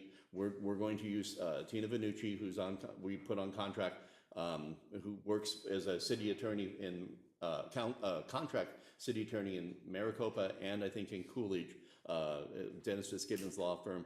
And then she will put together a process that you're happy for. And we hope to get her, we haven't told her this so she's watching, on March 31st, have her present and start that process. So, and then what does that look like? This is what Santan is going through right now. They have no code. They have blank slate. They need to go through and just start from scratch and take every section of their code, every chapter, and go through. Do you like this? Do you want that? Do you want to be? It's a long, not painful, but a complicated process. That is a process that we need to do with Chapter 8, and it needs to be all of council, and it needs to be in public, and we need to take our time and do it right. So my recommendation, we can let Dana kind of give a brief overview, but if you choose to pull out 3, 4, and grooming out of number 5, then this is what it will look like. Daycare will be handled. We're bringing that back. Auto repair, handyman, grooming, going back to P&Z. Chapter 8 is already in the works. Questions? And we hear from Dana. So when you're saying we're striking 3 and 4, you're gonna wanna hear those comments from us, so so when planning and zoning reviews it, then they can go with what our comments are. Right. And when do we put those comments in? Tonight. I think, I would like to take a stab. You can do it tonight, or we can bring it back and have a discussion. If you want time to think about it. Don't you have it on the minutes from last time? I mean, that we were on I this will, for almost 2 hours. I can read to you what I have down, and if you like it, I'll run with it. I mean, we were on this for 2 hours to Yeah, rehash this yeah, for we another wanna 2 So, hours. so, seems that can I have it right here. I can take a stab. So we wanna take 3 and 4 from the prohibited into the allowed No, with some stipulations. We're gonna take 3 and 4 and we're gonna pull them out. It would be too much change to pull them out and start rejiggering the document. That would be a bridge too far for what P and Z has done already. We talked to Bill. You're gonna pull them out and give direction, and I can kind of run through my checklist that I pulled together from the last meeting and then just get any additional feedback. And I'm happy to lead you through this discussion, and I think we can do it quickly. Okay. I promise you will. Okay. 5 minutes and then you flag me. Where's the blue flag? That was all we talked about, was 3, 4, and 5. Right.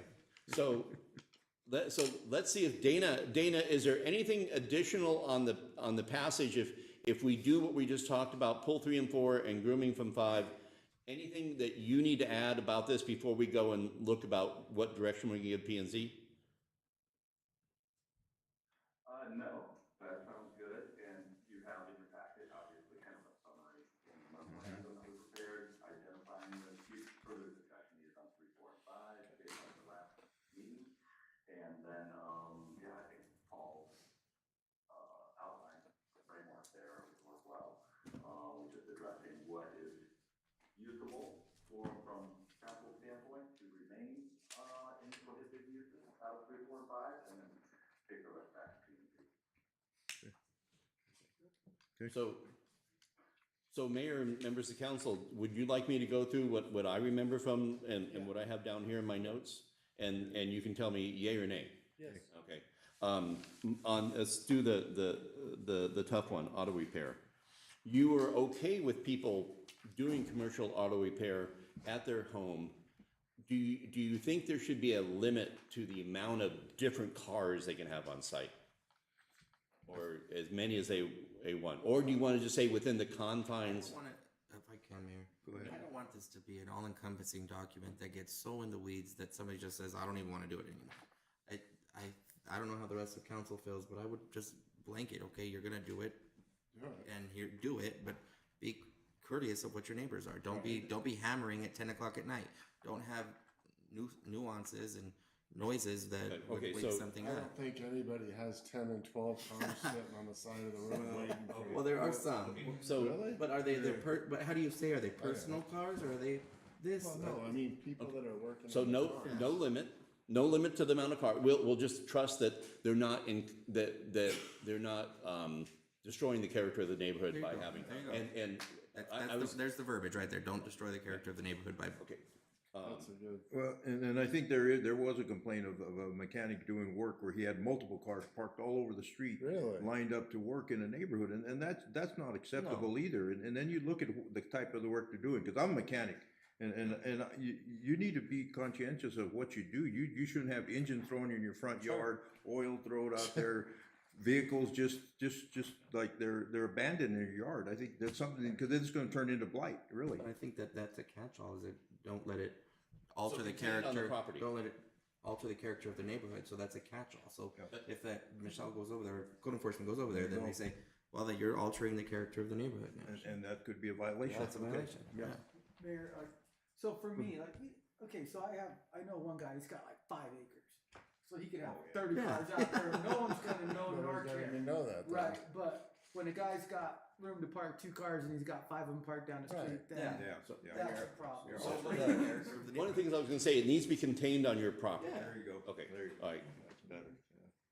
Do you have a question or On the comment? property, Fred? on the property, not on the street, not on the public Right, street. on their property, not in the public right of way.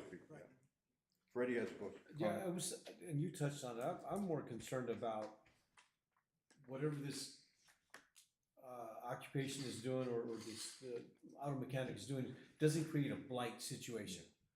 I mean, because, you know, you could have 5, 6 cars, but if they're like, the doors are gone, the trunk door is missing, the hood is off, you know, that creates some blight, right?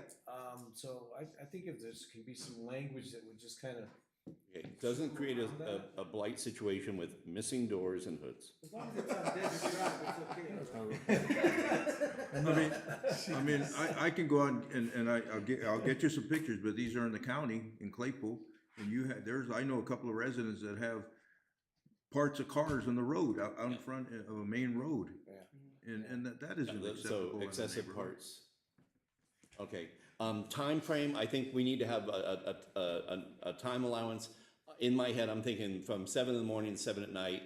After that, you need to keep starting up, some people work on a 2022 Honda, and other people have a 57 Chevy uncapped. Okay, and you start a 57 Chevy with no head, no mufflers on it, everybody's gonna know it. So I think a time frame and a noise factor. So we'll just say noise and noise restrictions, and then smell restrictions, fumes, okay? Don't we already have a Let's noise? say there's a ordinance noise, like 10? noise ordinance already, isn't there? No, it says it's by decibel. Okay, cause we had we went through the code years ago, and we did have a 10 o'clock restriction. on It's by noise. decibel. At a certain hour, you can't have a certain decibel higher than whatever it says. I believe it's 7 to Then- 7. There you go, 7 to 7. So now the other two is that worry about fire safety and health and safety, okay? Yeah, if they're storing hazardous material, they definitely have to have some kind of hazardous storage cabinet in order, if they're doing that, fuels or stuff like that. Okay, and then the only other one that I think should be put in there and should be addressed, I don't think should have, I think that having someone flat out, doing a spray painting a car in a carport where the wind and the fumes can travel into the neighbors. That falls into painting, and don't you need to have an enclosure to do that? So in enclosed painting, if you're doing painting, okay. Okay. I'll pull it over there. Ready?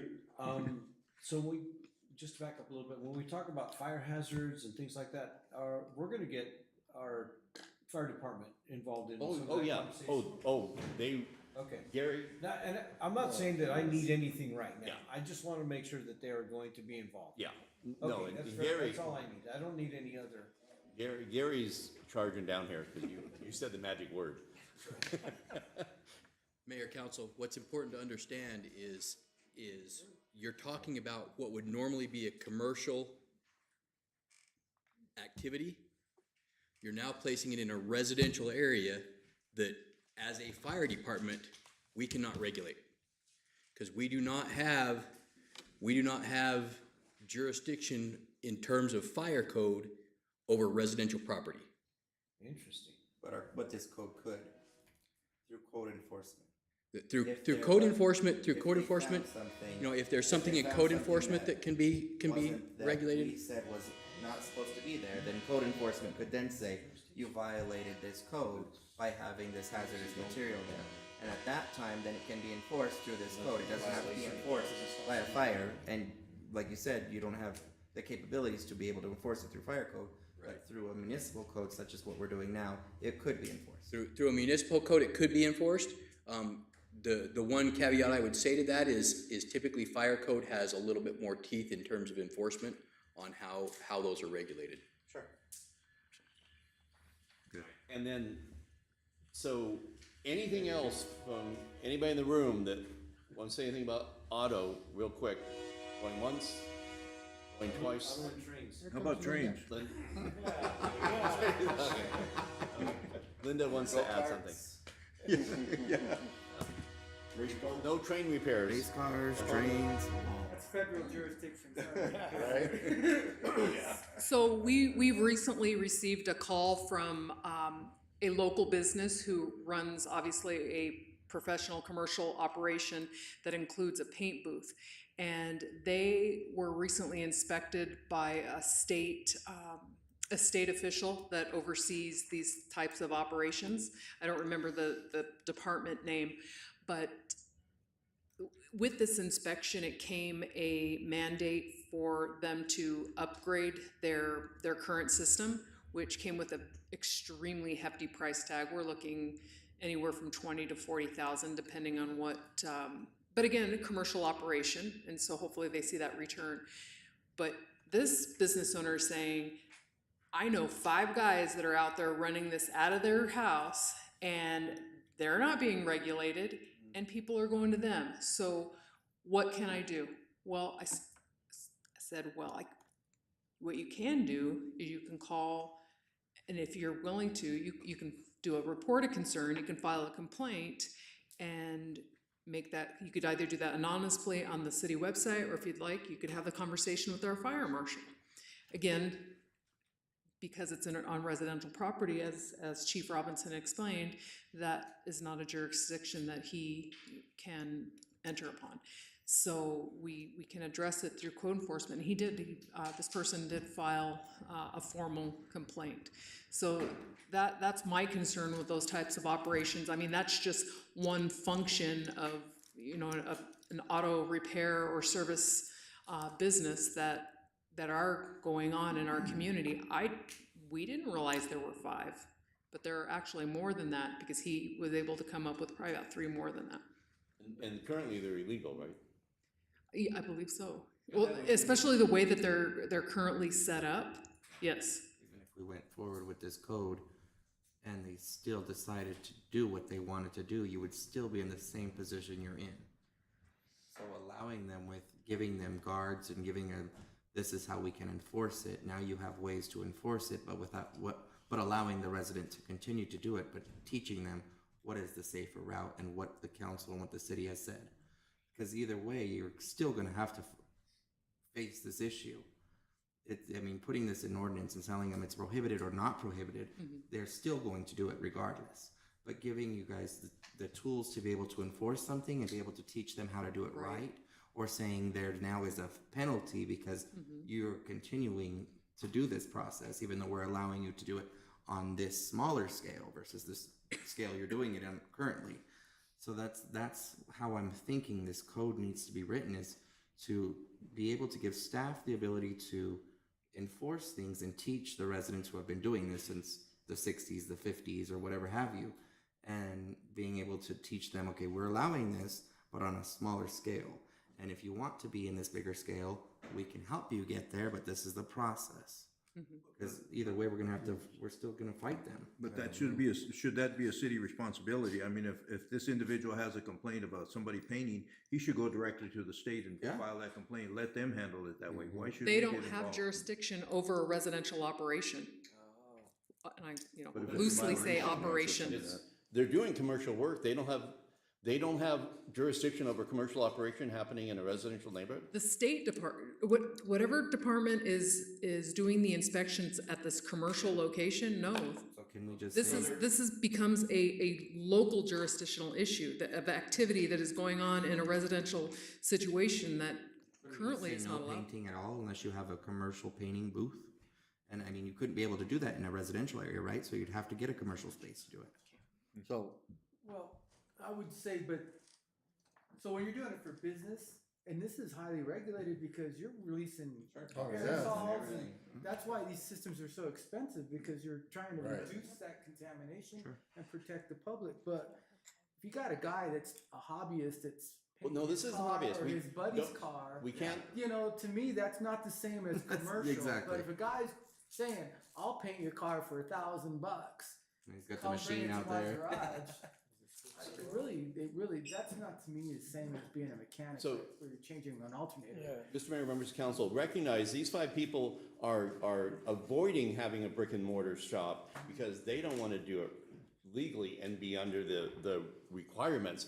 They're using us to duck and play the system to avoid these regulations, just so you realize that. And these people who have these operations set up at their homes, few of them are former employees of this business. So they're like, So he hey, trains them, he and then sees, they he's go- like, wow, you're making some money. I could do that in my house. I can, give you a discount. I'll pocket that. So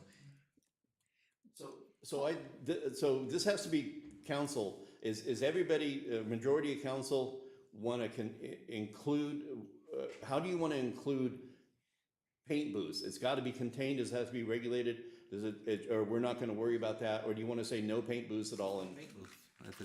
If it's gonna be this contentious, just no paint booths. You know, if you've got a spray can out there and you're spray painting your Yeah, race that's- car, move along. That's what you guys are missing. so no paint booths. Everybody's good with that? Can you spray in an open land and not be in a building? But it's already set up. Like if you have acreage? Well, I don't know. I mean, I don't- think your neighbor's gonna suffer. Paul, Uh-huh. It's not in a contained building, it's outside.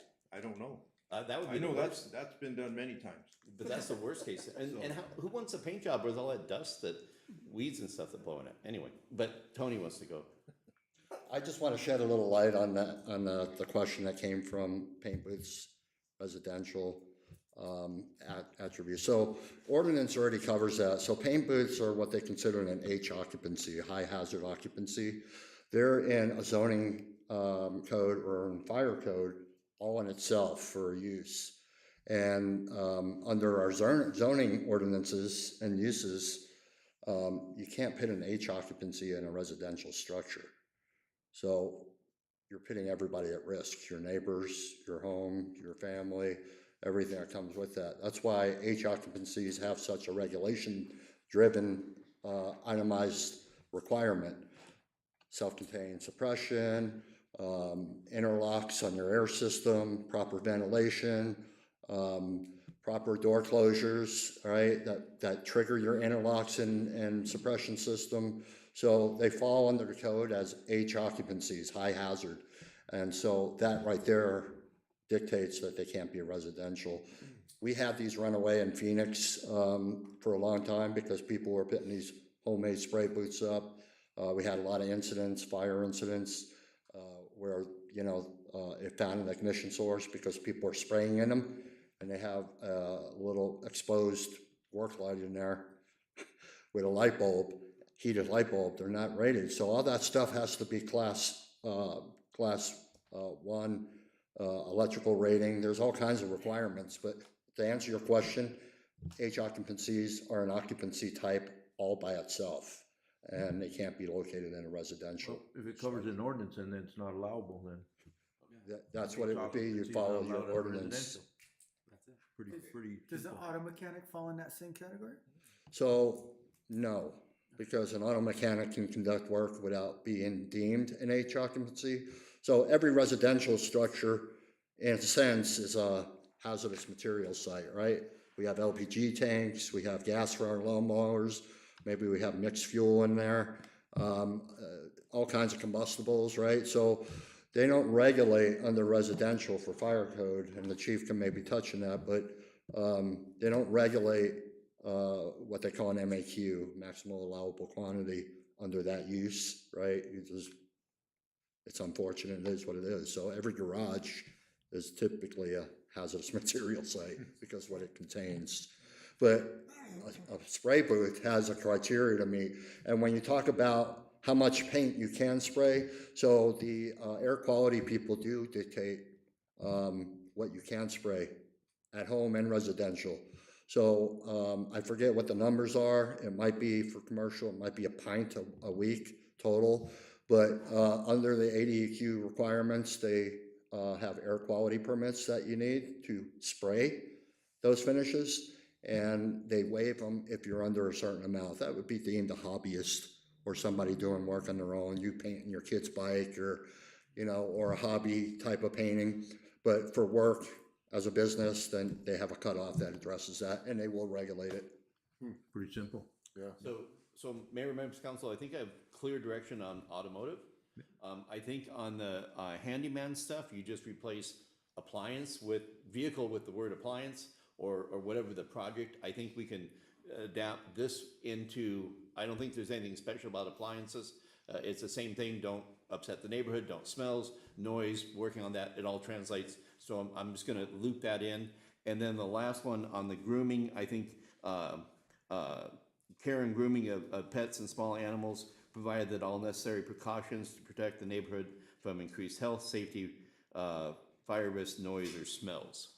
And that's But they That can one's do 20. it, they can do grooming in Yeah, a yes, residential, yeah, okay? as long as it's, like say, impacting the neighborhood, that one's pretty clean and dry.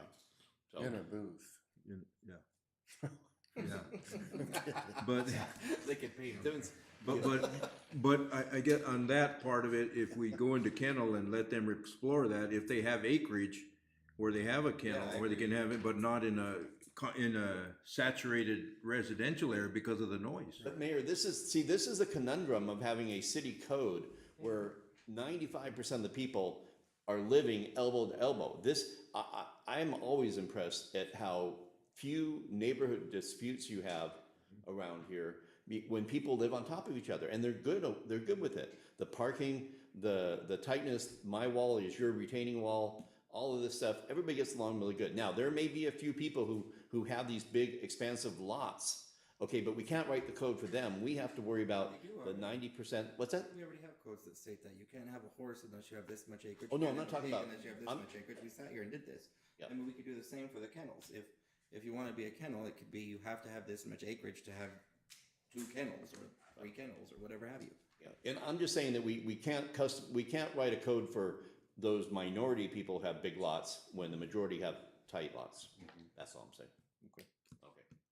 All right, so with that, I have direction to deliver and the request to deliver to P and Z. So the last part for this item is just a motion and a second to approve as presented. Motion to approve as presented. Second? Motion and a second to approve as presented on item 5A. Any further discussion? Dana, anything before they vote? No, just as long as you're clear that the motion is for the modified draft version in your packet and as And moving it back to P and Z, right? modified, and as discussed to modify prohibit items 3, 4, and 5. Yes, and yes, and if you could add in the motion to strike out 3, 4, and Remove 5 and 6. and Yeah. what did I put in there? Remove- And grooming in 5. Yeah. Okay. But that encompasses 5 and 6, or no? 5 and 6 is baked in already. Okay, it's already Yeah. done, okay. Okay. Okay. We clear with that, I guess? Yes. I'm good. Okay, all those in favor say aye. Aye. Any opposed, nay? Motion passed. All right. Now we get to the easy part of the meeting. Item C is discussion and consideration to approve an increase in the city's procurement authorization to the eligible amount under National Resource Conservation Services Emergency Watershed Program under a cooperative agreement with Gila County according to ARS Title 34 and approve contract CS 20260107 with Tiffany Construction Company Incorporated to provide construction manager risk services for Globe flood mitigation activities in Upper Pinal Creek. Utilizing the Gila County Cooperative Agreement up to the eligible amount of under the NRCS EWP program funded award, 75% of the cost will be reimbursed through account 2080-08009 NRS sediment removal, and the other 25% of cost to be funded through account 105551295 NRCS matching fund, with the possibility of a waiver of the matching requirement. Should the waiver be approved, 100% will be funded through account 2080-08009. Travis. Thank you, Mayor, Vice Mayor, members of the council. As presented here, this is a contract with Tiffany Construction Company to provide CMAR services for the flood mitigation in the Upper Pinal Creek. We are going to be utilizing the cooperative agreement through Gila County that they just approved last week. And so that made the procurement a lot easier for us because we were able to do it within a week's time. So this is important, obviously, because of the NRCS deadline of the 220 days that we have. We're 38 days into it as of today. So time is ticking.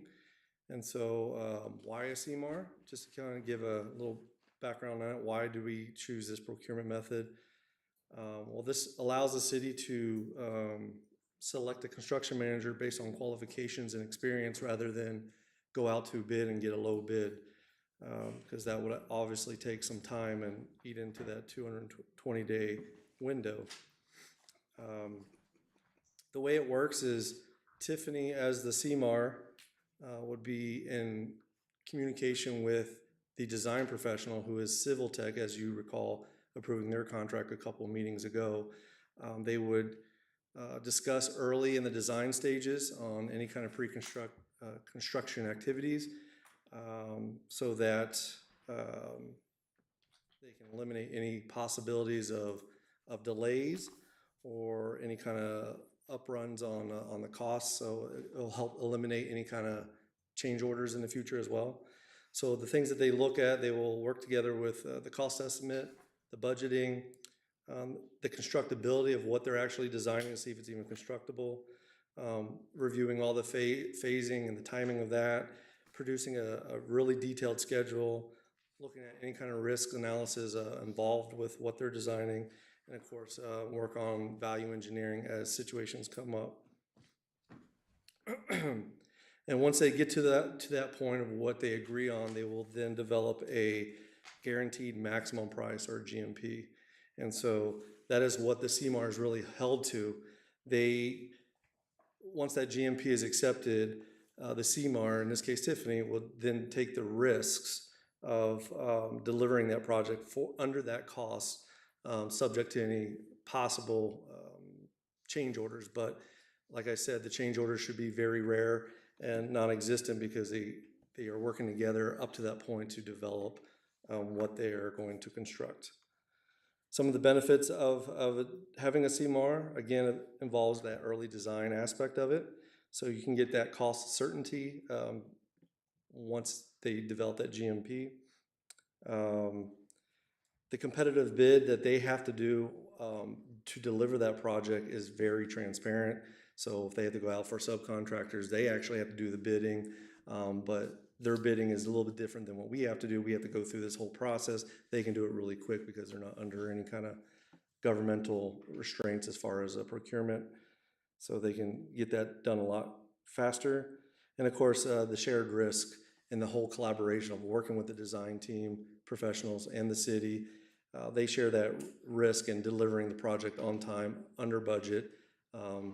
Otherwise, then they would have to eat that cost. So to give a little bit of detail on the actual contract, again, this provides flood remediation along the 2.75 miles of Upper Pinal Creek that's within the city's jurisdiction that we're looking at. No, that's actually 9.7 miles, 2.7 miles. 2.7 is what I've been saying. Yeah, 2.7, so yeah, 2.7 miles of Upper Pinal Creek within the city's jurisdiction. There are two phases that are gonna be implemented. Phase one is gonna be the sediment removal. Currently, there's a high level estimate of about 210,000 cubic yards of sediment that needs to be removed. Could be less or more, but that was the initial estimate that we provided. That will probably change as we go through the design process. And then phase two is the embankment stabilization. Approximately 3,400 linear feet of creek embankments are going to be looked at, possibly have design implications with that. But of course, with the 200-day window that we have under the NRCS program, the city is most likely only going to complete phase one, but at least we can get the design work done for the embankment for phase two. Should there be extra time that we can do some of those or find a way to fund those in the future. So so what we're looking at is getting sediment removed and at least at minimum having the design work done for the embankment. And really, that's all I have. I mean, they will go through the pre-construction phases. Then, again, once they get the GMP settled, they'll start construction and go at it. So, And Mr. Mayor, members of council, just to back up a little bit, when this happened, and Mayor, if you remember, I'm not sure who all was at the meeting in Superior, but this was CivTech, and they talked about the Coconino solution.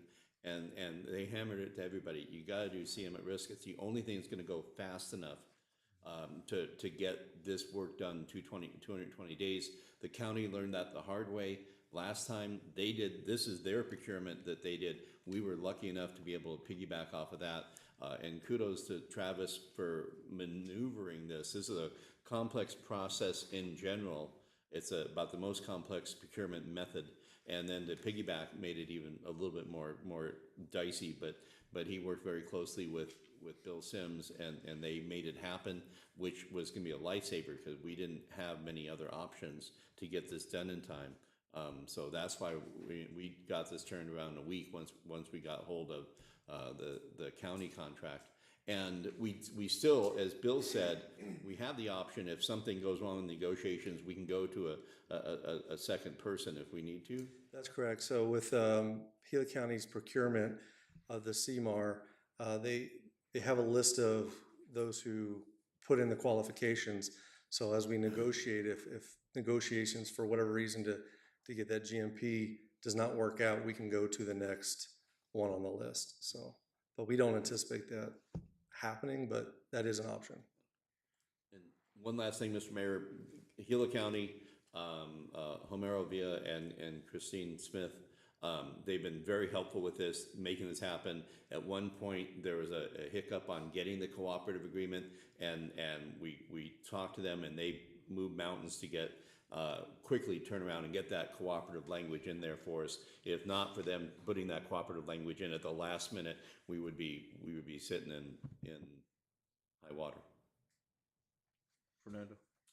So I was asked if WIFA financing would be eligible to use for this matching grant, and I did get a response back saying that as long as whoever is requiring the match is okay with it, they're okay with it. They don't have any hangups with it. Oh, that's good. Yeah, so, Good to know.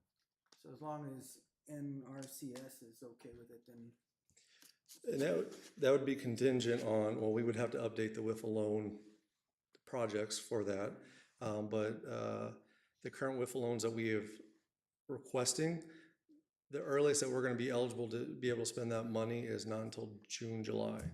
So whatever work has commenced before that would not be eligible to do that according to the WIFA application. And we're still working through the match options. We have a list. I think we had the infrastructure meeting, and we have a list of options we're working through. So we will, and again, we're not gonna overspend the budget. We have to have a balanced budget. We can't go into debt. And so one way or another, we're gonna do as much work as we can and we can afford. There's questions. Mr. Mayor, the only thing I have to add is, it seems we have everything lined up to do soil removal. We're on that track. Wonderful. It's part B that I am worried about. How high the walls need to be, how thick they need to be, what's their structural capability, and that costs money. So I hope we're working with all those partners on this first end to keep an eye on that. We may see efficiencies, is all I'm saying. Hey, if we do it this way, we can add this. You know, those kinds of discussions I do expect to happen. So just keep that in mind. I'm really worried. I know it's part B and it may not be done this first time around, but at least we're having that done, and now we can have a discussion in part B. Yeah, so my understanding with phase 1 and phase 2, they can't work parallel together. Right. If you get through a segment done with the sediment removal and they already have embankment areas already designed, they can go ahead and start working on that at the same time. So there is some parallel that could happen. It's just, you know, it's a lot of communication between the design professional, Civil Tech, Yeah. and the CMAR, which would be You Tiffany can Construction. see what was done after the flood of 54. The walls that are in place, how high they are, how Sure. thick they are. Yep. So that work was engineered. You can see that. Yep. So hopefully going into that phase, we might learn some efficiencies. We could share the load if you will. Absolutely. That's all I have. Thank you. Just a quick, the company we're using will be doing work for both the county and the city? Yes. And they have the capacity to do both at the same time then? Yes. Okay. Yeah, they're a large company. They're probably gonna bring in their own set of resources. So they're gonna be quarterbacking this. And it's good because they've done, they did this in Coconino. They did it with CivTech. They did it with Chris. And so all that's been worked out. The biggest benefit is the communication, the hiccups, there's no learning curve here. They're gonna do it again. Now, and that's been a question. We're not getting guarantees, but we're getting discussions that it's logical that instead of mobilizing a bunch of companies that they're gonna look and see if they can use local resources also and expand that. But we don't have time to tell them how to do their job. Right. We do have time to say, use whatever. It was interesting when Structurel came in, they had all these outside contractors lined in, and 80% of that pool was built by locals. You know, so because they were coming through and they were there and they were showing up, and so I think flexibility and adaptability is the key to both CivTech and Tiffany. The other thing I would add, we are lucky because county had initiated a FEMA flood map revision. They did a LiDAR flight in 2022, and those maps are available. And then we did a LiDAR flight just recently after the flood. And so they have a before and after set of maps and stuff that is going to be very helpful to us also. This is a first read. Is this a waiver, or is this something that's critical to get done right away, or is it? Highly encourage you to waive the rule. And like I say, we're gonna have to come back and pay them, and actually, I don't know if we even have to waive the rule, because we're going out to start this process. It will not be the last time we come here, that we'll be initiating contract language. This is the contract. We'll be paying them and stuff and things like that. So if you feel comfortable waiving the rule, that's fine. I don't think it's totally necessary, but why take a chance? Well, why wait? I mean, Yeah. Oh, yeah. No, we don't want to bring this back. The question is whether we need to, but we still don't know where the sediment's going to go, correct? Oh, that's going to go to a happy place somewhere. It's going to be so running fields of gravel and trees. It's going to be just happier than where it is now. But no, we haven't nailed down an actual happy place, which happy place it will be at yet.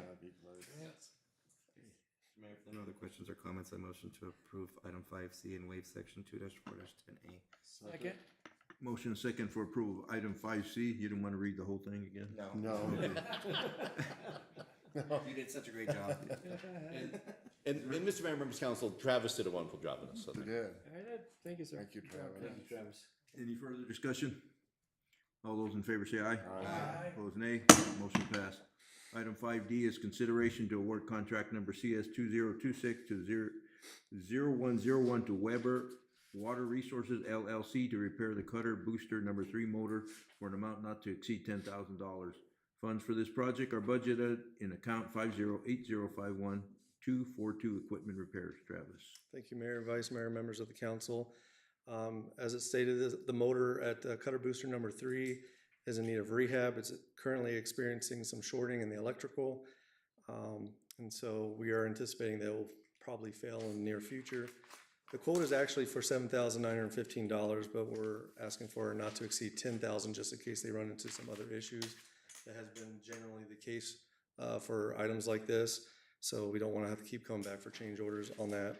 To give you a little history on this, the motor was replaced back in 2020. And so doing this kind of upgrade, maintenance, or rehab, whatever you want to call it, really does fit into our 5-year maintenance program.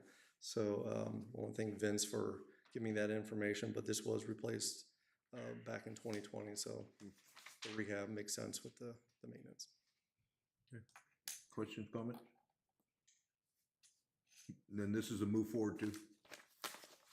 Yes. Okay. We're okay. We can bring it back in 2 weeks. Well, no, I should have the waiver on there.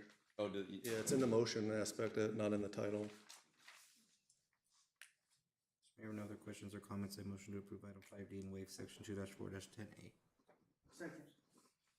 Motion a second for approval of item 5D. Any further discussion? All those in favor say aye. Aye. Opposed, nay. Motion passed.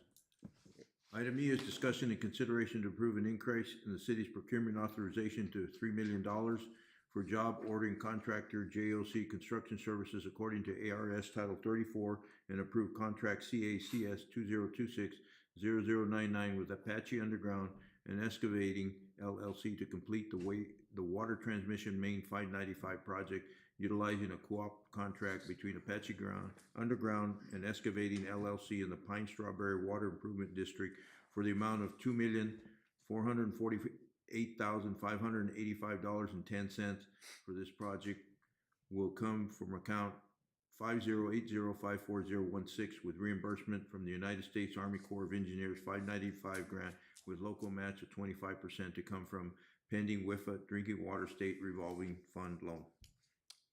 Travis. Thank you, Mayor, Vice Mayor, members of the council. This is the 595 funded project. If you recall, we did bring an original contract with Apache Underground back January of 2025, utilizing the JOC with the Pine Strawberry Water Improvement District. We were asked by the Army Corps of Engineers to get a contractor in place at that time, so we did. And but when we did get that into contract, we were notified by the Army Corps to hold off because they still needed to complete the environmental assessment. There was some back and forth on that, but ultimately they did say we have a categorical of non-exclusion, but we still need to do the cultural resource assessment.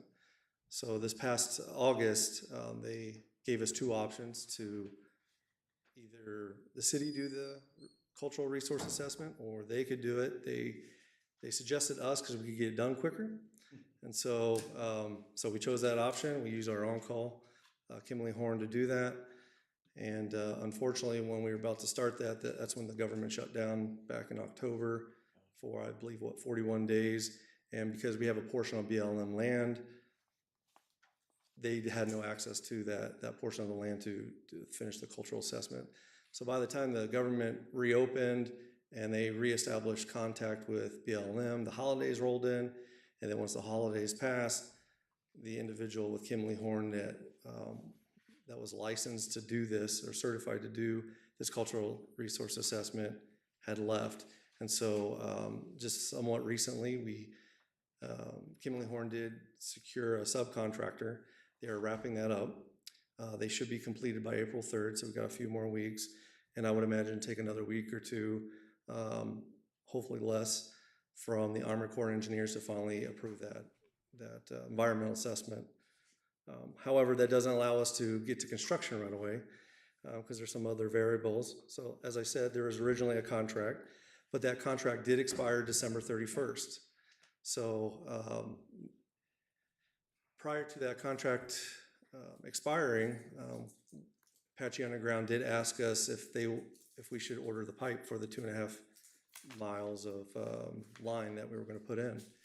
And they indicated that if we didn't do it before January 1st, there was a good possibility that the increase of the pipe would be up to somewhere around 10%. So we didn't want to pay another $100,000 if we didn't have to, especially knowing that we're in a situation where we are with the flood.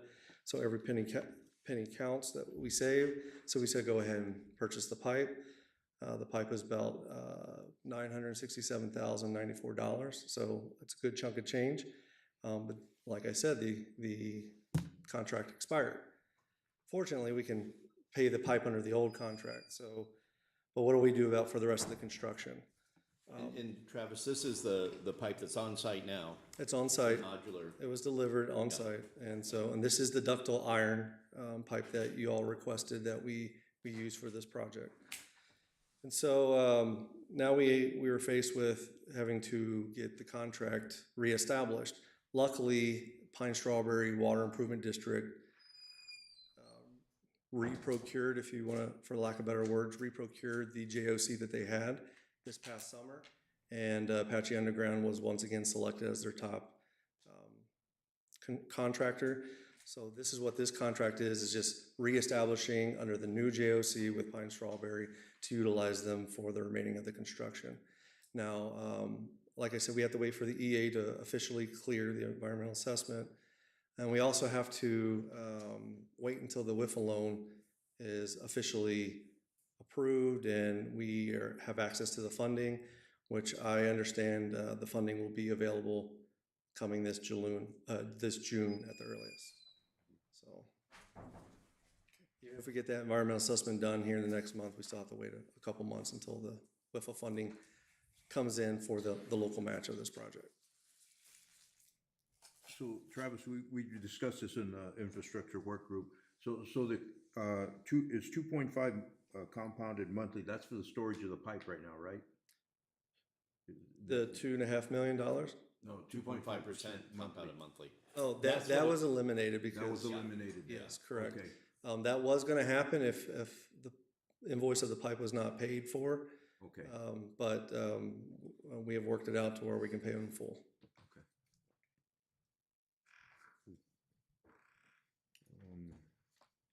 Who else was in infrastructure? I don't think we had some questions. I think they were all answered. I think what he showed. Yeah, I was- was there, but, yeah, they answered, but something about the timing ended up helping us, the fact that we were able to pay for the pipe Yeah, last year, and then, yeah. good deal. Is this, you need a waiver on this one too? I believe it's in the motion. Yeah, go ahead. So I would move to approve item 5E and waive the prior discussion rule. Second? Motion second to approve item 5E and waiver of the rules. Any further discussion? All those in favor say aye. Aye. Opposed, nay. Motion passed. Thank you, Travis. Thank you. Item 6, action items. Item A, consideration to approve the Planning and Zoning Commission's recommendation to the Globe City Council for ordinance number 895, a zoning code text amendment to clarify the minimum parking lot paving standards and to provide alternate parking lot servicing criteria for site-specific conditions, class number ZTA 2502. Shelley, can you read ordinance 895, please? Thank you, Mr. Mayor. Ordinance number 895, an ordinance of the Common Council of the City of Globe, Arizona, amending section 14-7-3C2 of the zoning code to clarify the minimum parking lot paving standards and to provide alternate parking lot surfacing criteria for various site conditions such as use, location, traffic volume, vehicle types, drainage, and other site-specific considerations. Is council pleased with that reading? Yes. So, Mr. Mayor, members of council, this is we had very little, if any, discussion on this. This is the expanding of our paving options in our code. It was direction to bring it back for a second approval. Unless you have any additional questions, we're good to go and do final vote on this. Questions, comments on it? This just gives an alternatives for Right, parking lot it- services. it That's allows, it In general, expands in the- general, the- yeah, the- okay. the palette. Yeah, in general, okay. Of things that we can do. Yeah. Mayor, if there are no other questions or comments, I'd make a motion to approve ordinance 895 as read. Second? Motion second for approval of action item 6A. Is there any further discussion? All those in favor say aye. Aye. Opposed, nay. Item 6B, consideration to approve the final payment to Meridian Engineering Contract CS 2022010 for the construction of the Upper Pinal Creek Bridge, Reese Canyon Bridge, and roadway alternatives replacement project in the amount of $240,061 to be funded out of the following account: $239,933.50 from account 1180-52201, and the remaining $127.50. Yes. Why? We were short. We had to come up with $127. From account number 128052201. Paul. You can't just, Take it out of your wallet. it's a penny. Sounds like how you got. $5 million project and we missed it by $127. So, but, no, kudos to Luis on this. Our city engineer who's worked through this and tracked this and held Meridian accountable, and did the math and did the calculations on this. This was completed and we began negotiations last summer and fall, working and I was involved in that because this was about the final payment. This represents the amount of money minus $172,000 that we are holding back because of the contractual liquid damages at $500 a day. We had gone back and forth they had wanted to knock that number down and different things. But we held firm. I think it was a fair offer. It could have been much worse. And there were other costs that we didn't include. And eventually Meridian, saw the light and again, Meridian, would like to be recognized for the fact that they didn't, they held to the word, they got it right at the end, the proof is in the pudding, it held up through the floods, when the water cleared, the bridge is still there. And that's says it is a good bridge. But working the money out, you know, and getting this all taken took a little time. We worked through it, and it was very professional, and this is, they agreed to this number. And so we're here to, and no one is more happier than Tina Allen. She's not gonna have to put this into the next budget book. So with that, I encourage you to finish this bridge. Do we have a motion? Motion made to. John, did you wanna say anything about the bridge? Motion made to approve 6B as read, Mayor. Second. Motion second to approve, action item 6B is read. Any further discussion? All those in favor say aye. Aye. Opposed, nay. Motion passed.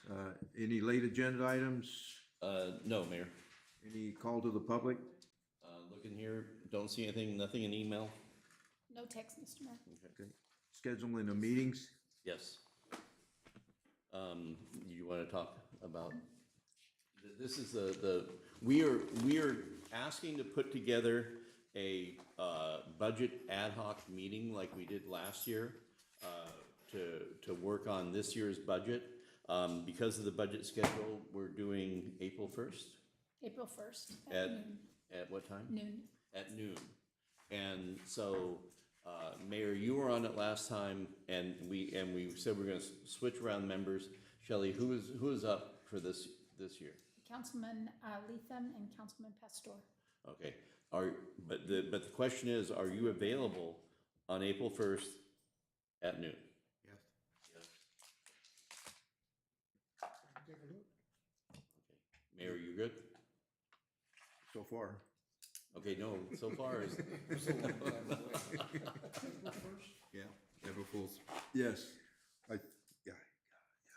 I think so. I have an appointment, but I can cancel it. okay, I got enough time. okay. And if something happens, we can go, and we got some backups we can go to.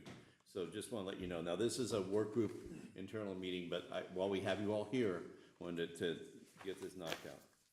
And that was item 10 you're on then, right? I'm sorry? You're on, you were discussing item 10, council work group report, or no? No, 9. 9. Okay, 9. Yes, that was scheduling of meetings. Okay, because we had, we already approved, moving the 24th to the 31st meeting in March. Yes, yeah, so, but just so the public knows, we will be moving to the 31st. So that'll be a 3-week spread. We're doing our hill trip. Budget work session is what day? The first at noon. At noon? When is the hill trip? Huh? When is the hill trip? Don't send me. Last week, the 22nd, 23rd, 24th, I think. Of March? Yeah. Tuesday, Wednesday, Thursday. 12 p.m. All right, so Mayor, I think we're at 10. Tuesday, Yeah. Wednesday, Thursday. And, yeah. Okay, any, information from the infrastructure work group? I think we brought up Yeah, some I think information on that. the primary discussion was of the 2 topics we talked about. Unless anybody who was not the work group had any questions to those who were at the work group, now would be the time, but I think we're good. Future agenda items? Mayor, I do have one. While we're discussing section 8, if we could look at making a micro vendor business loan or business application. And what I'm thinking is, so if you look at the municipal city tax code, it puts the regulation onto the individual and not the municipality to be the regulator to figure out who needs a TPT license. It's not to bypass what is state regulated, what is fire, what is safety. It's not to bypass those things, but it's to enhance what we've said we want to do. We want to be an entrepreneurial city. We need to be able to say, you need to understand that if you're going to be a micro vendor, you can be here X amount of times. You can under this time. You have to be able to know when you need to apply for a state tax. You need to be informed about this and attest to the city that you can do this, which then holds the city unliable from any backlash from the state.